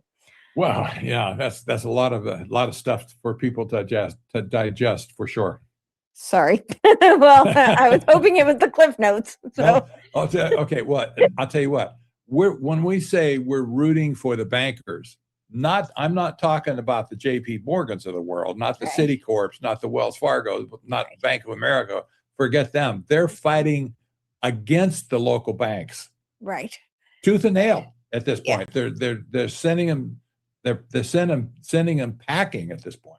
The Yeah. regional banks, your state banks, your savings Yeah. and loan, the people in your own community that are your bankers there. We have lots of several state banks in our Regional banks. Arizona. Yeah, so these are the banks that want to scuttle the whole thing because this will drive them out of business in the end. Exactly. They see the handwriting on the wall. It will put them 6 feet under and leave only the biggest banks that we just. Then they'll all consolidate. The big banks will take over, and it'll all just they'll trickle buy, upward. that's right. All their assets will be bought up by bigger banks. And at that point, there will be no lending activity going on in ground zero around the country. This is, I'm creating a macroeconomic study right now to Okay. show the effects of tokenization on the money Great. supply, on lending, stuff like that. And this, for instance, farmers, they have to have sources of lending to put their crops in the ground. They can't do it at this point. They have to have capital. They have to have the machinery to harvest it, et cetera. So all these rural banks that are existing around the country, they're not going to be a source for these people anymore. And same thing with small business around the country. There's the source of lending is going to be dried up. What does this mean for America? Well, we have to have those banks in place to loan money if we're going to do it at all. And this kind of underscores this whole concept of switching over from a debt-based economic system into an asset-based economic system. That's probably a discussion maybe for next month. Yeah, let's do that for next month. Yeah. Okay, let's do that. All right. So if you have not given me your questions, put a capital Q and a colon. That'll make it much easier for me to go through and find your questions. So let's see if I'm looking through. I don't think we have any questions on Substack. I'm looking through that one. Here's one on the we've got screen here. Comments. Yeah, we'll get to the usual. I'm just looking to, because he can't look at the Substack. So just in Okay. case. No, we have comments from people who clearly did not watch, but have lots of opinions. There's always those. They've got all sorts of opinions, but didn't bother to listen to what we had to say. All right. So this question is hi, both. Question for Patrick. You said technocracy is essentially apolitical, and yet Brzezinski saw the opportunity to expand the agenda with communist China. Can you elaborate on that? That's actually a great question. Absolutely. That's a great question. And Yeah. this has always been economic. The whole thing has been enforced by economic rails, not by political rails. When Brzezinski came to the scene and he and all the other members of the Trilateral Commission at that point, they took over the Carter administration, lock, stock, and barrel. All the cabinet members, the president himself, his vice president, they're all members of the Trilateral Commission. It was a clean sweep. I've never seen anything like in the history of the world, at least in our country. Yeah. Clean sweep. They were all in place, cabinet positions, national security positions, everything. They said, routinely, but they said they weren't interested in politics. What?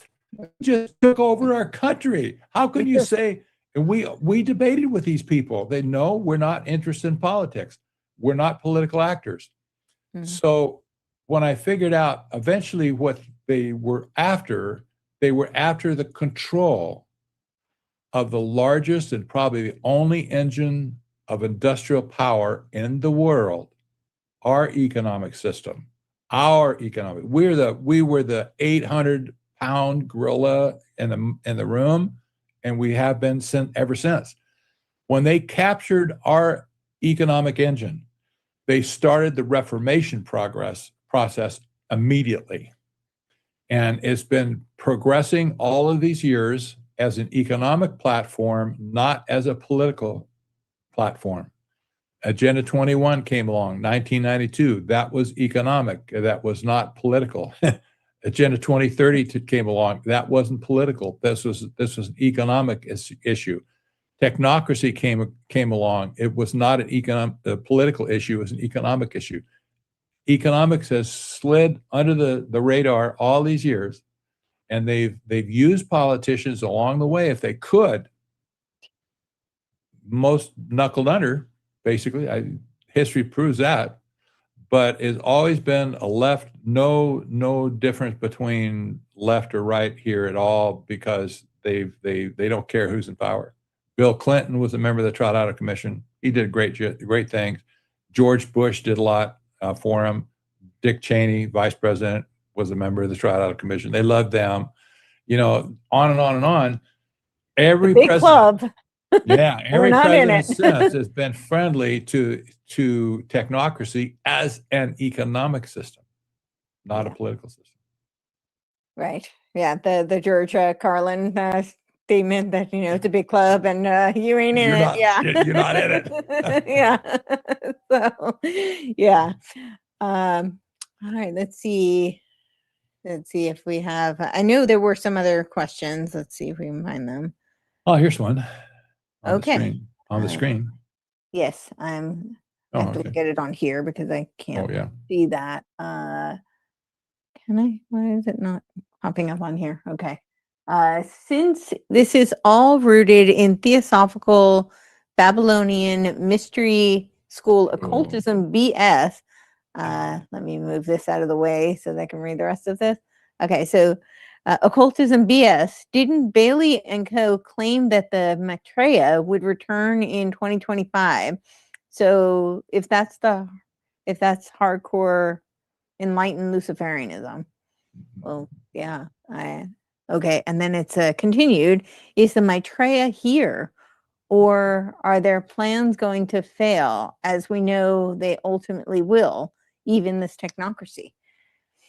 I hope they fail. I just don't know when or or if we get to see that. But yeah, well, I'll answer my thoughts, and then I'd love to hear your thoughts on it, Patrick. But I actually wrote a whole article on the Centennial Conclave because Alice Bailey said that 2025 would be the year of the externalization of the hierarchy.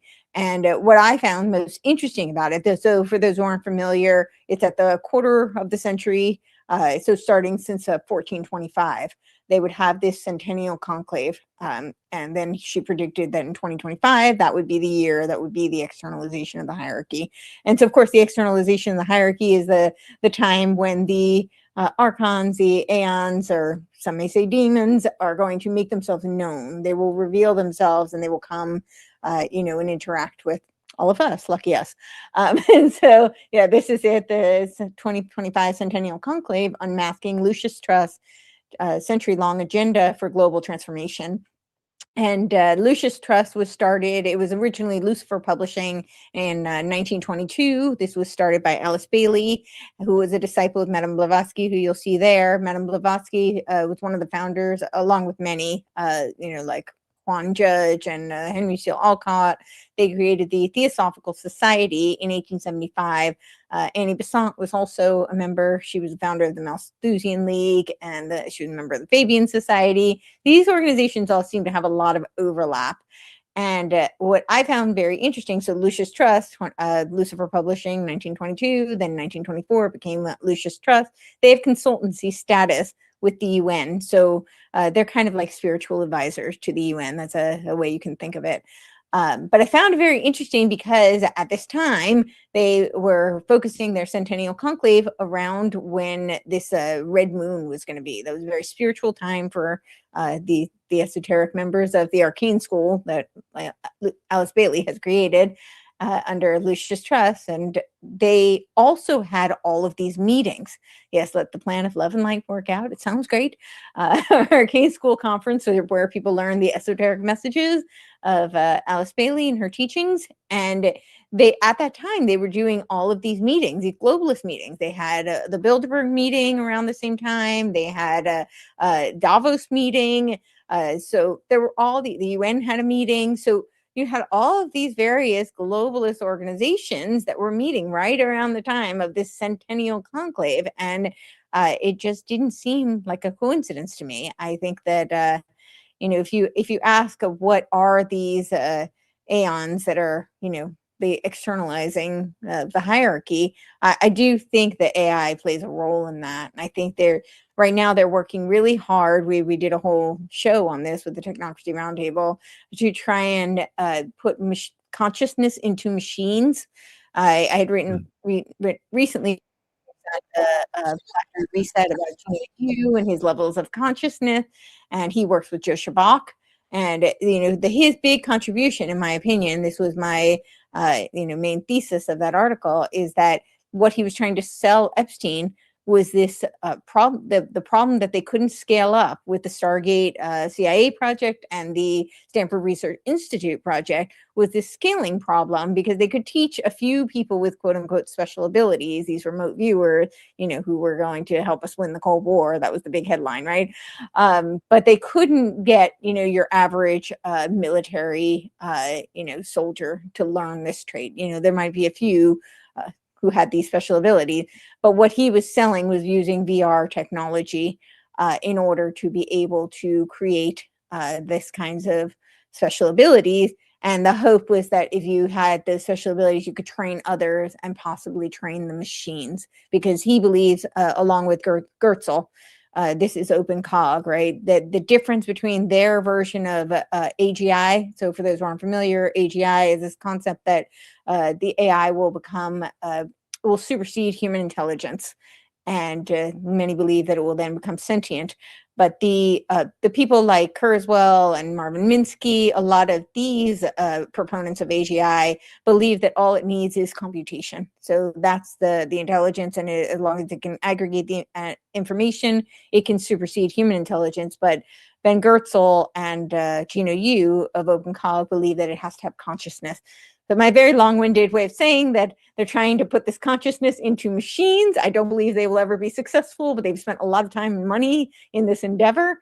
And if they were to achieve this goal, it does seem kind of like, these machines are inhabiting some sort of AI god-like status. So yeah, that's my thoughts on all of that.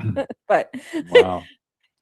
I would remind everybody that it was 2025 when all of this talk about releasing the UFO files with President Trump, and a lot of people went nuts over that. They're still going nuts of it. I don't know if they've seen the beef yet, but nevertheless, they say it's going to come, and the population is going to be shocked. I tell you, that's what they say.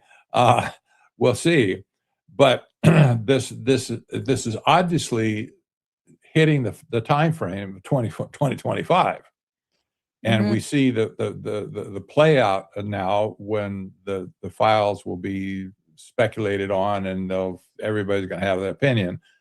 But at this point, I'll just give you my personal opinion as a Christian. Yeah. I do not believe in UFOs from extraterrestrial sources. I believe there are demons, the demonic forces in the atmosphere, that we can't see them, but nevertheless they're there. And I do believe that, for the Bible teaches that, I think, very clearly. And considering the occultic formation of all these groups going back 200 years even, they all had their roots in occultism, not in extraterrestrial beings, right? Right. So it makes sense to me that what they were talking about in the first place would perhaps there would be a releasing or a vast increase of demonic activity going along in the world, And maybe this is going to be the fulfillment when the UFOs files really convince everybody that, oh my gosh, we have, all these aliens among us or whatever. We'll see. I'm just speculating, I realize, Mhm. but Sure. this is I don't think it's ever going to play out. We've been visited by people from outer space. Yeah. Well, Sorry. we've got the Disclosure movie coming up, right? Yes. Spielberg Disclosure. And I keep saying I could see them using it as an excuse to implement and force their world ID, right? There. You know, We got to look, we need to know who's human and who's extraterrestrial. every depiction of an extraterrestrial has arms, legs, and a head, and I usually a know. mouth or ears. How's that possible when nobody's ever seen humans, that they all turn up like with the human organs, or not organs, but limbs, and they walk upright and they give me a break. This is you just think about it. That's so silly to think It they is. look like us. Yeah, right, yeah. Okay. All Next right, so question. there's yeah. Yes, somebody said Christianity has a form of Kabbalah too. Yeah, that's true. They spell it with a C, Kabbalah. Okay, how do HOAs play a role? I'm not sure what they mean by HOAs. Are you talking about like That's housing homeowners HOAs? associations. Yeah, that's what I thought. But Yeah. Wow. I guess in a smart village, maybe like in a that would actually come into play. I think if you lived in some sort of like a 15-minute city that was like a smart village city, Yes. then the HOA might have some sort of controlling leverage. Exactly. That the HOA would be the big brother to the local subdivision HOAs you have right now. Right. For instance, the subdivision we live in is probably, maybe it's 2 miles square on east side, maybe. There's a few thousand homes, maybe. We have an HOAs, ours exclusively. Mm-hmm. I don't like it, but it's ours. So, Right. if they set the rules, you have to obey the rules. If you can't park on your street at night, they'll ticket you, and they'll suck you dry until you pay. So, They're like the human click wrap agreements. that's exactly right. Exactly. Yeah.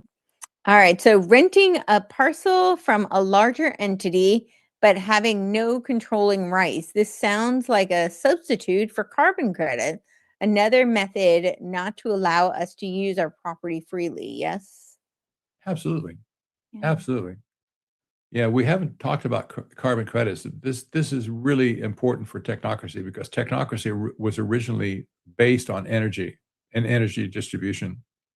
That's how they're going to pay everybody a wage, if you will, as like universal basic income, based on energy credits. This is kind of very similar, but yeah, this you have to figure all these people who want to suppress our use of carbon fuel to tamp down energy, to tamp down economic activity. Right. That's designed to slow the pace of living all the way down to the bone if they can. So, any way they can do that, any way they can control the economic activity on the property that you are leasing, let's say. If they say you can only use a certain amount of energy on that property, that's all the energy you're going to get. You won't get any more lines on there. Maybe have a 110, maybe a 220. You're not going to get a 440 for sure to run an industrial something or another. And that this is the condition that the controllers will put on you when you lease that property.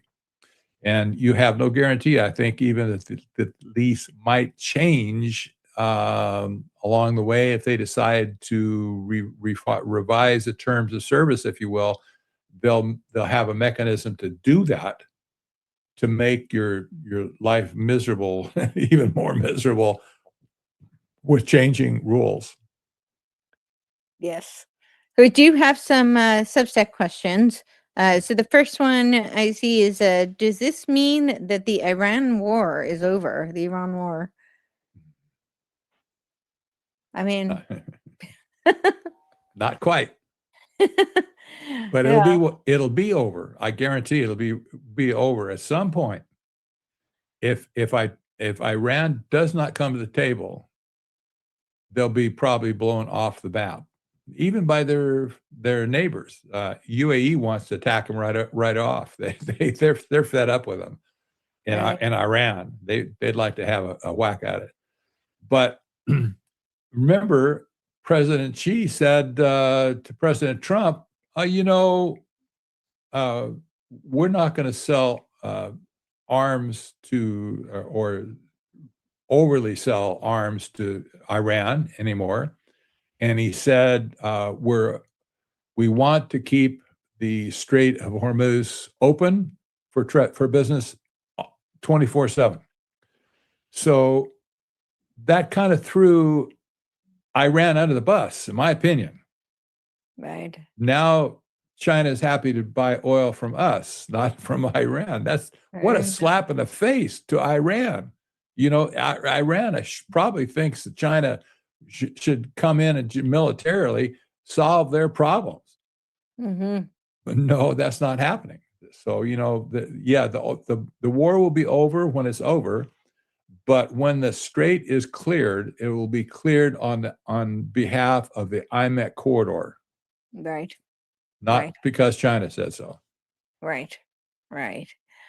So when do you think they will announce it to the world that about the tokenization of everything and what that means to citizens? Well, Yeah. I mean, they've already started to announce it. Oh, I don't know about yes. they've made that pretty vocal, but I don't know that they've really explained what it means to people. Although, didn't Klaus Schwab say you will own nothing and be happy? I think that's pretty much what it means. I think that's the point. Yeah, that's right. That's the title of my book. Yeah, The new right, economics of exactly. technocracy. You'll own nothing. Yeah. So, Yeah. So, and I keep saying that we won't be happy unless we come to love yeah. our servitude in Huxley's Brave New World. But now we have the executive order on psychedelics, so they'll give us all our soma, and maybe we'll be Yeah. very happy. Yeah. Last year, I could talk to people about tokenization in theory. Okay. It didn't hit home. People couldn't conceive really. Admittedly, it's hard to conceive. What does this mean, tokenization stuff? Right. Right. Well, I talk for at least 2 years now, maybe 3 years, about tokenization and what it means to the economy, what it means to society, et cetera. Now, all of a sudden, the New York Stock Exchange comes out and says, we're going to tokenize by the end of 2026. The whole stock market, the New York Stock Exchange, all the stocks on the New York Stock Exchange will be tokenized. And we're talking at least $25 trillion in asset value. What does this mean? Well, I tell you what, it means we're in big trouble, folks. This is not theoretical anymore. This is on the ground, boots on the ground, technocracy eating the world. And when the owner of the New York Stock Exchange is a company called ICE, I can't remember what it stands for, but that's what it is. Not that ICE, right? Not ICE, but ICE. That's a company name. They own several stock exchanges around the world, and they're going to do the same thing for all of them. And that's when their intention. They're starting with the New York Stock Exchange. By the time they're done with just their segment of the global stock market, they're looking at $170 trillion of assets around the world to be tokenized. This is huge. Absolutely huge. Yes. So someone asked if there's a way for the average person to safeguard savings, retirement, and property from this system. I am certainly not a financial advisor, but I will say that I think any form of artakuria, which we opened the show with the video talking about Aristotle's term, which is self-sufficient home, I would definitely support. And this is just any way that you can be a producer of the things you need. So certainly people, you don't need to have a big farm to be able to provide for your family. There's a lot of things that people can do. So I'm a big advocate of that. And then, of course, there's hard assets. I do know that right now with the Uniform Commercial Code through Article 8, if you don't have the physical title, which most people don't because it slows things down. Most people have a manager for their 401k or for whatever portfolio they may have, and their manager will do the trading for them. And if you have the physical paper, the title, which means you own each position, then the manager will need to get that from you before they can move positions. So a lot of times they don't even really tell you about it. I'm not telling you what to do, but that is a possibility. So you would actually physically own it. That now things are moving with the Uniform Commercial Code Title 12 into the tokenized ledger. Now, I don't know what form of title will be, possible in that realm, but I do know that's what exists right now. And then, of course, any kind of physical assets you can have. I do know there's I don't have the details to give everybody right now, but you have land. You could look into a land patent. It's not always possible. Some states it's much harder than others. But if you have a land patent, you really own it outright. You don't pay property taxes on it. That's completely yours, free and clear. You complete ownership rights on whatever purview of the land patent. So sometimes land patent is on the land above. Sometimes it includes the mineral rights and whatnot underneath. But that does vary based on the jurisdiction. So I don't know if any of that's helpful to anybody. You might have a lot more to offer than I do on that. Your economics is much more of your arena than mine. I'll say as cash is withdrawn from society because of the tokenization, mostly because every time a token is attached to a part of a treasury bill, it takes it out of circulation where it won't be circulating like cash. And the people who are holding these huge stores of cash right now, like BlackRock and so on, these people they're keeping their powder dry when they can buy up some big quantities of natural assets on the face of the planet. They'll make out like bandits because they have cash. That cash will be turned into assets. Okay, so take the lesson here. Probably the Great Depression too. For some people, cash will be king. That's in the Great Depression, didn't they hide it under their mattresses? And exactly so. Yeah, cash was king back then, and probably cash will be king again. If you have any way to put cash, sock it away somewhere, bury it in back, I don't know. Probably not that, but keep cash on hand as much as you can, and maybe you'll have an opportunity to extend yourself if things really hits the fan in the future, where you can't buy certain things. But I can guarantee you, when tokenization hits the fan, probably there's going to be a drastic reduction of asset prices around the world. Probably. So be prepared. Yeah, Cash. that makes sense. And cash is not traceable. It's not programmable. You have complete autonomy with cash. So yeah, I'm definitely, I'm in alignment with that for sure. And then someone asked if we will be going into world war since the Strait of Hormuz is severely reduced, devastating food and energy in many countries. I think we're already kind of in world war, but I think they might be referring to more of a kinetic state. That's yeah, exactly. Yeah. I don't think there's any way that Trump is going to let this escalate into a world war involving multiple allies on both sides, nuclear bombs and that sort of stuff. At this point, I don't see that in the cards.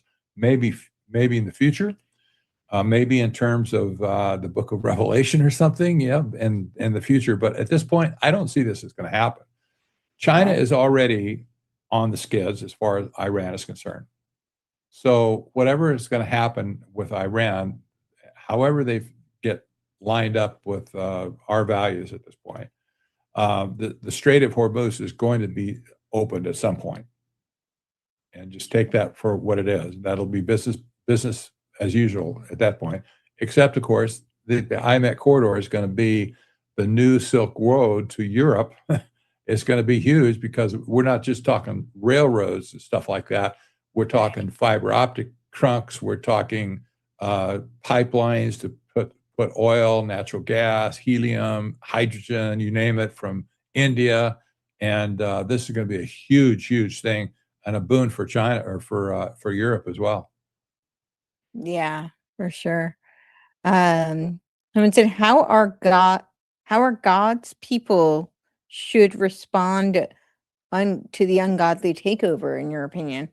I'm guessing, how should God's people respond to this ungodly takeover, in your opinion? What do you think? I should ask you also, but I maybe we kind of talked about this, I suppose, but I'll give you my opinion, because I am a Christian. I believe the Bible is true, and etc. Okay, so let me just say, this system of the world belongs to the God of this world. The Bible says that's the devil himself. Yeah. He's a god of this world. He'll exercise his pound of flesh anytime he wants to. So when we see this world spinning out of control and we think there's no hope for anybody, well, just remember, God says for his children, he'll never see us begging bread.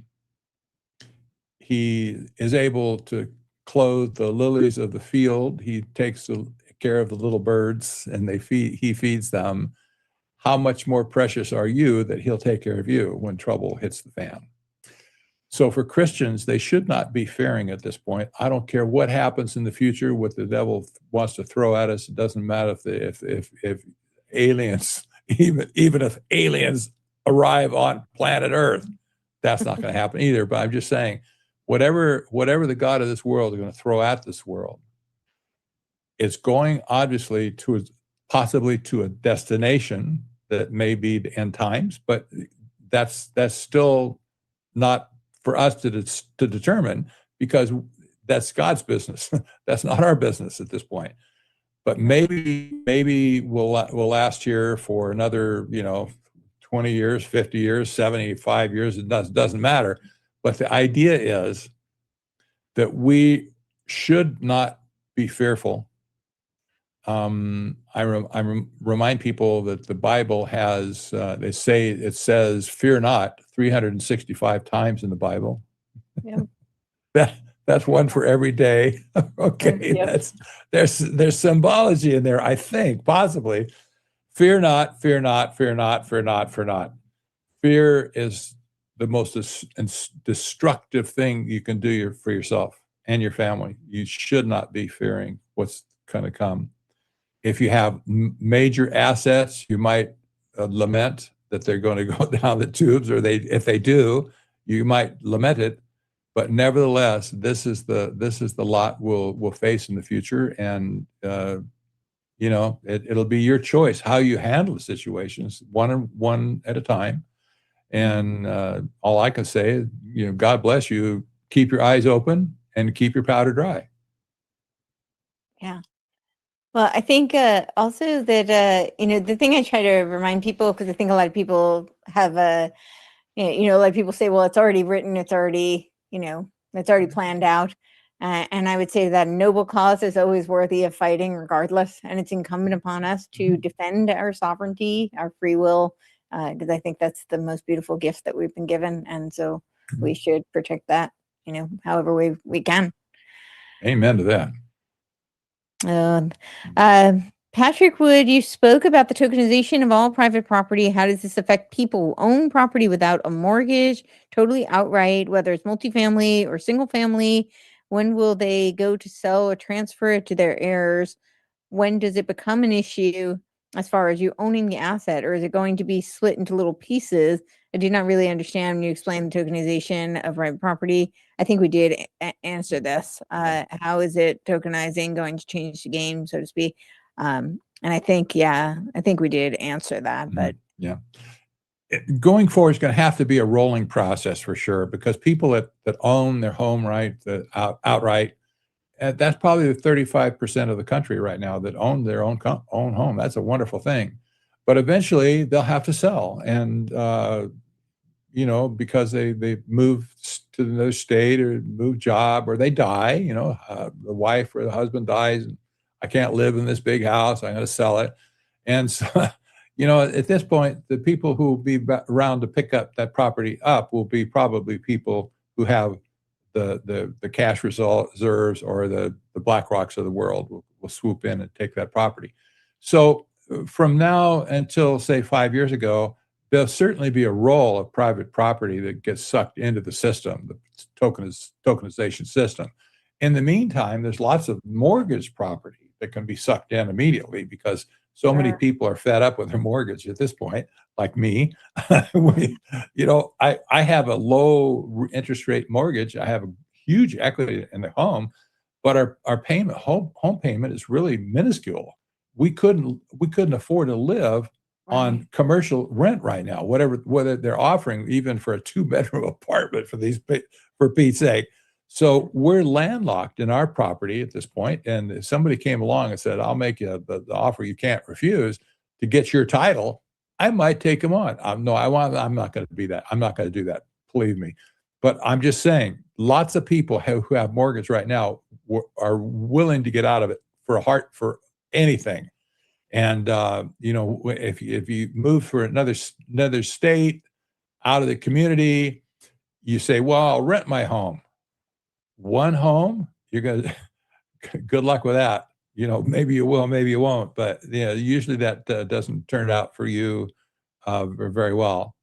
So, eventually they'll probably get all this other property as well, but it won't be a slam dunk for the whole country. Boom, we're going to tokenize everything in sight. It's not going to happen that way. Right. Except for the New York Stock Exchange. They can do that. Yeah, right, exactly. Because you don't own it. For one thing, they own it. They own it, exactly. Are there any more on yes, okay. Well, because this other question I think is we've answered and it's kind of not relevant. So can you expand on the 5 walls that are stated in Courtney's article of who owns the rails? Let me go pull those up. Yes. Let's see. Yeah, I've got them here. You put them on the screen here. I've got them on my article as well. Great. The 5 walls are, and there's probably more. I just identified 5 initially. The first is the technology stack denial that we already talked about. Pax Silicon, how it's sliced off their piece of the world away from China. There was the physical corridor displacement because of IMEC. It's taking horsepower or functionality away from the BRI. That's China's answer to world trade. Then there's ally defection. We saw this now with India, with the UAE, et cetera. So the U.S. has been very shrewd to split these countries away from China. Energy strangulation. This is why they're going to buy oil from us, for Pete's sake. Who would have thunk? Right. Who would have thunk that the enemy of our soul would be buying our oil from the US of A? I'm being a little facetious here, but then you have the combat experience gap as well. Remember, we've had so many wars. We've been at every theater in the world fighting somewhere with our military. They're hardened. Our generals are hardened generally, except the ones that are funny boys, I guess. But otherwise, we have a battle-hardened military. China their PLA has not fought a significant conflict since 1979, for Pete's sake. That's all. I realized that just with this article. I had no idea. Yeah, that's crazy to think about. That's why they can't project around the world. They don't know how. You'd think with all the aircraft carriers that they have and the submarines, everything, you would think that they would be projecting themselves, the military power around the world, do stuff. They Right. don't do it though. They blustered. They said, we have all these, ship killers and blah, blah, blah. And, there's it's a paper tiger, basically. So that doesn't, I'm not saying they're not potent. They could certainly mount a serious trouble for the West if they wanted to. They have lots of missiles, I'm sure, but they haven't been conditioned to assert themselves militarily. That we have totally beaten them to the punch, especially in the Strait of Hormuz. You might have thought that China would be sending warships to Right. Hormuz. You wouldn't think so, right? I mean, I would. Make sense to me if that's their supply of oil. Did they send warships to Venezuela when Venezuela was stolen from them? No, they didn't. How about when they got the Panama Canal stripped away from there? Total end to end. China's out.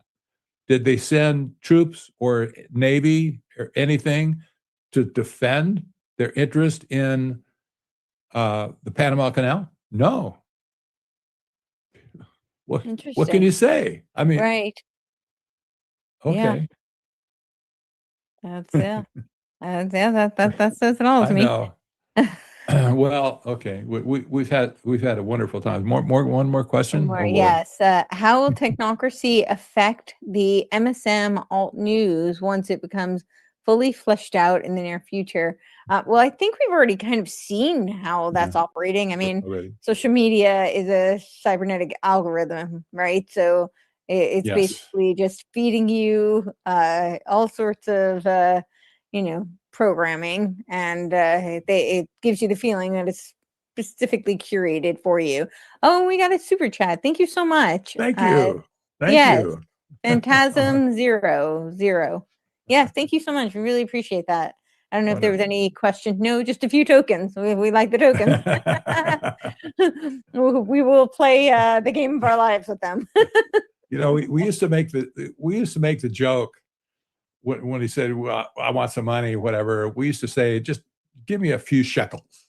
Now that's a unit of currency in Israel. That has nothing to do with anything, but that's kind of what we used to say. A few shekels, that'll satisfy me.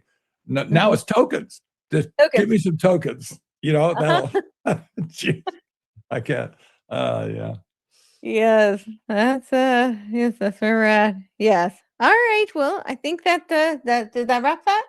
All right. Well, yeah, I think this was a great show. Thank you so much. Amazing. What can we show going out now?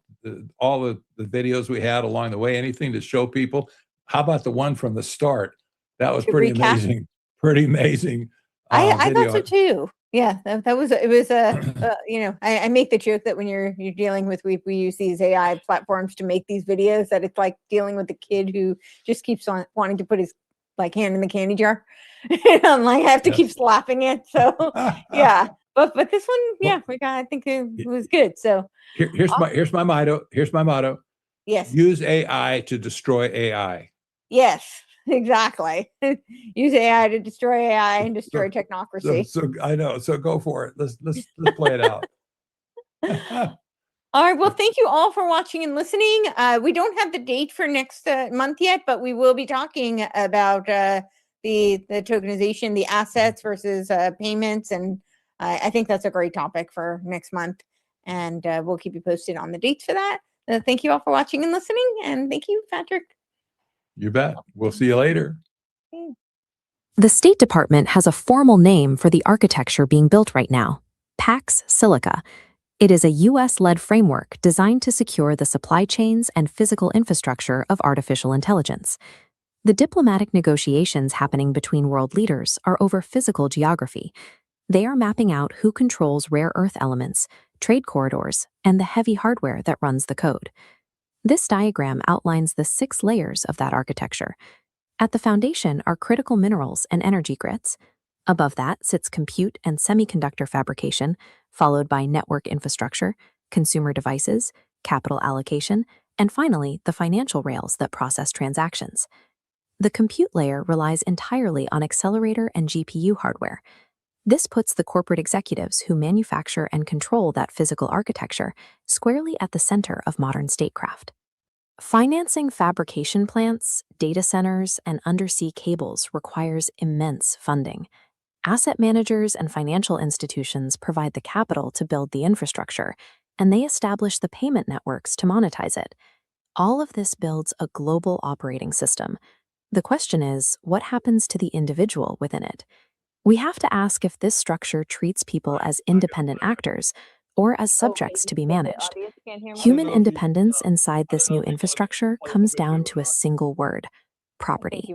This visualization shows how modern law defines private property merely as a title held by consent. This allows a person to own a fractional can hear digital me. token that pays a Yeah, yield, I can hear you. while giving I them zero authority over just the actual asset. play our A intro, fund manager whatever, or an and administrator backwards, sits in and between. we've already said Sovereign goodbye. property is something entirely different. It is unmediated authority over a productive asset. The owner Oh, has the direct right to use it, we had two exclude others major from it, trolls and make decisions who about would it not, without a like, smart contract up. or corporate layer in the way. Good. Legal title gives you a stream of passive income. Sovereign property gives you actual autonomy. Hey, Mistaking a legal claim for true sovereign ownership creates a blind spot. when we stop It allows the recording, architecture we'll of the talk. AI age to convert independent talk. citizens into managed tenants, while leaving them with the illusion that they still own their assets. History shows a recurring pattern with political concepts. A prestigious word is kept alive, but the substance beneath it is quietly replaced. The word still commands respect, even as it licenses a completely different reality. John Locke performed this operation on the concept of natural law. He stripped away its original meaning, which was rooted in the real natures and ends of things, and replaced it with a system based entirely on human will and consent. Because legitimacy became based purely on consent, the actual substance of property, which is control, could be legally unbundled. An owner could consent to sign away their authority to intermediaries piece by piece. Traditional legal frameworks were built to guard against physical seizure. When property is hollowed out through voluntary individual contracts, the alarms never ring because no visible coercion takes place. This liquidation of autonomy happens impersonally. Capital simply flows into the definitional gaps left by a system that only measures consent. This legal vulnerability maps directly onto the Pax Silica architecture. The new hardware and software layers require a system where ownership can be separated from control. Domestic legislation creates the legal framework for this separation. Bills framed as providing regulatory clarity for digital assets, like the Clarity Act, actually create the statutory machinery to make assets trackable, programmable, and censorable. Through tokenization, smart contracts, and click-wrap agreements, true ownership is converted into user access. This access is conditional, revocable by system administrators. At the top of this machinery, sovereign domain technocratic boards are being established. These bodies are designed to manage commerce and capital across borders, operating outside of existing frameworks like the UN or the WTO. People who fiercely defend the modern definition of private property are often defending the exact legal mechanism being used to strip away their independence. Autonomy is liquidated voluntarily. A nation of sovereign owners is converted into a class of passive rentiers, managed by a technocratic layer that controls the assets. The authors of the Declaration of Independence recognized this definitional trap. They chose the phrase, "the pursuit of happiness," instead of property, to anchor rights in human flourishing, rather than in a vulnerable legal title. They drew on an older philosophical tradition. Aristotle argued for autarkia, the material self-sufficiency of a household. He held that this material independence is the strict precondition for a person to stand as a free citizen, rather than a dependent. They relied on James Harrington's observation: political power strictly follows the distribution of property. If property concentrates into the hands of a few intermediaries, the regime becomes an oligarchy. The optics of democracy might remain, but the underlying power structure shifts. Finally, they applied Scottish common sense realism, which insists that foundational rights are objective realities. They are not constructs that can simply be redefined or contracted away by human will. Together, these principles prove that political freedom requires the wide distribution of real, unmediated property. Holding a fractional yield is not enough to maintain a free commonwealth. The tokenized private property driving the AI stack offers the population a stream of income, but it strips them of their independence, running opposite to the founder's design. Defending against this operation requires a conceptual correction. We have to start using the term sovereign property. Sovereign property plainly names the unmediated authority over an asset. It is a tangible reality that is too solid to be hollowed out by a fund manager or buried in a smart contract. The physical architecture of the AI age is rapidly locking into place. The groups who define property will dictate the shape of the regime. Reclaiming the true definition of property is the only way to ensure the people living on the rails of this new civilization remain sovereign actors rather than its permanent, managed tenants.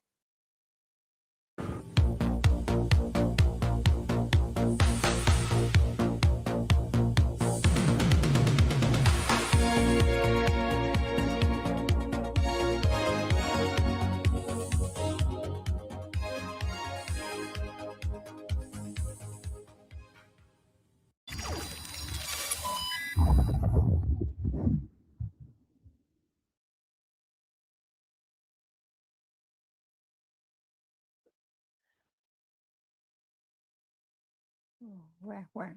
Are we done? Not quite. Okay. Are we still recording? Yes. Okay.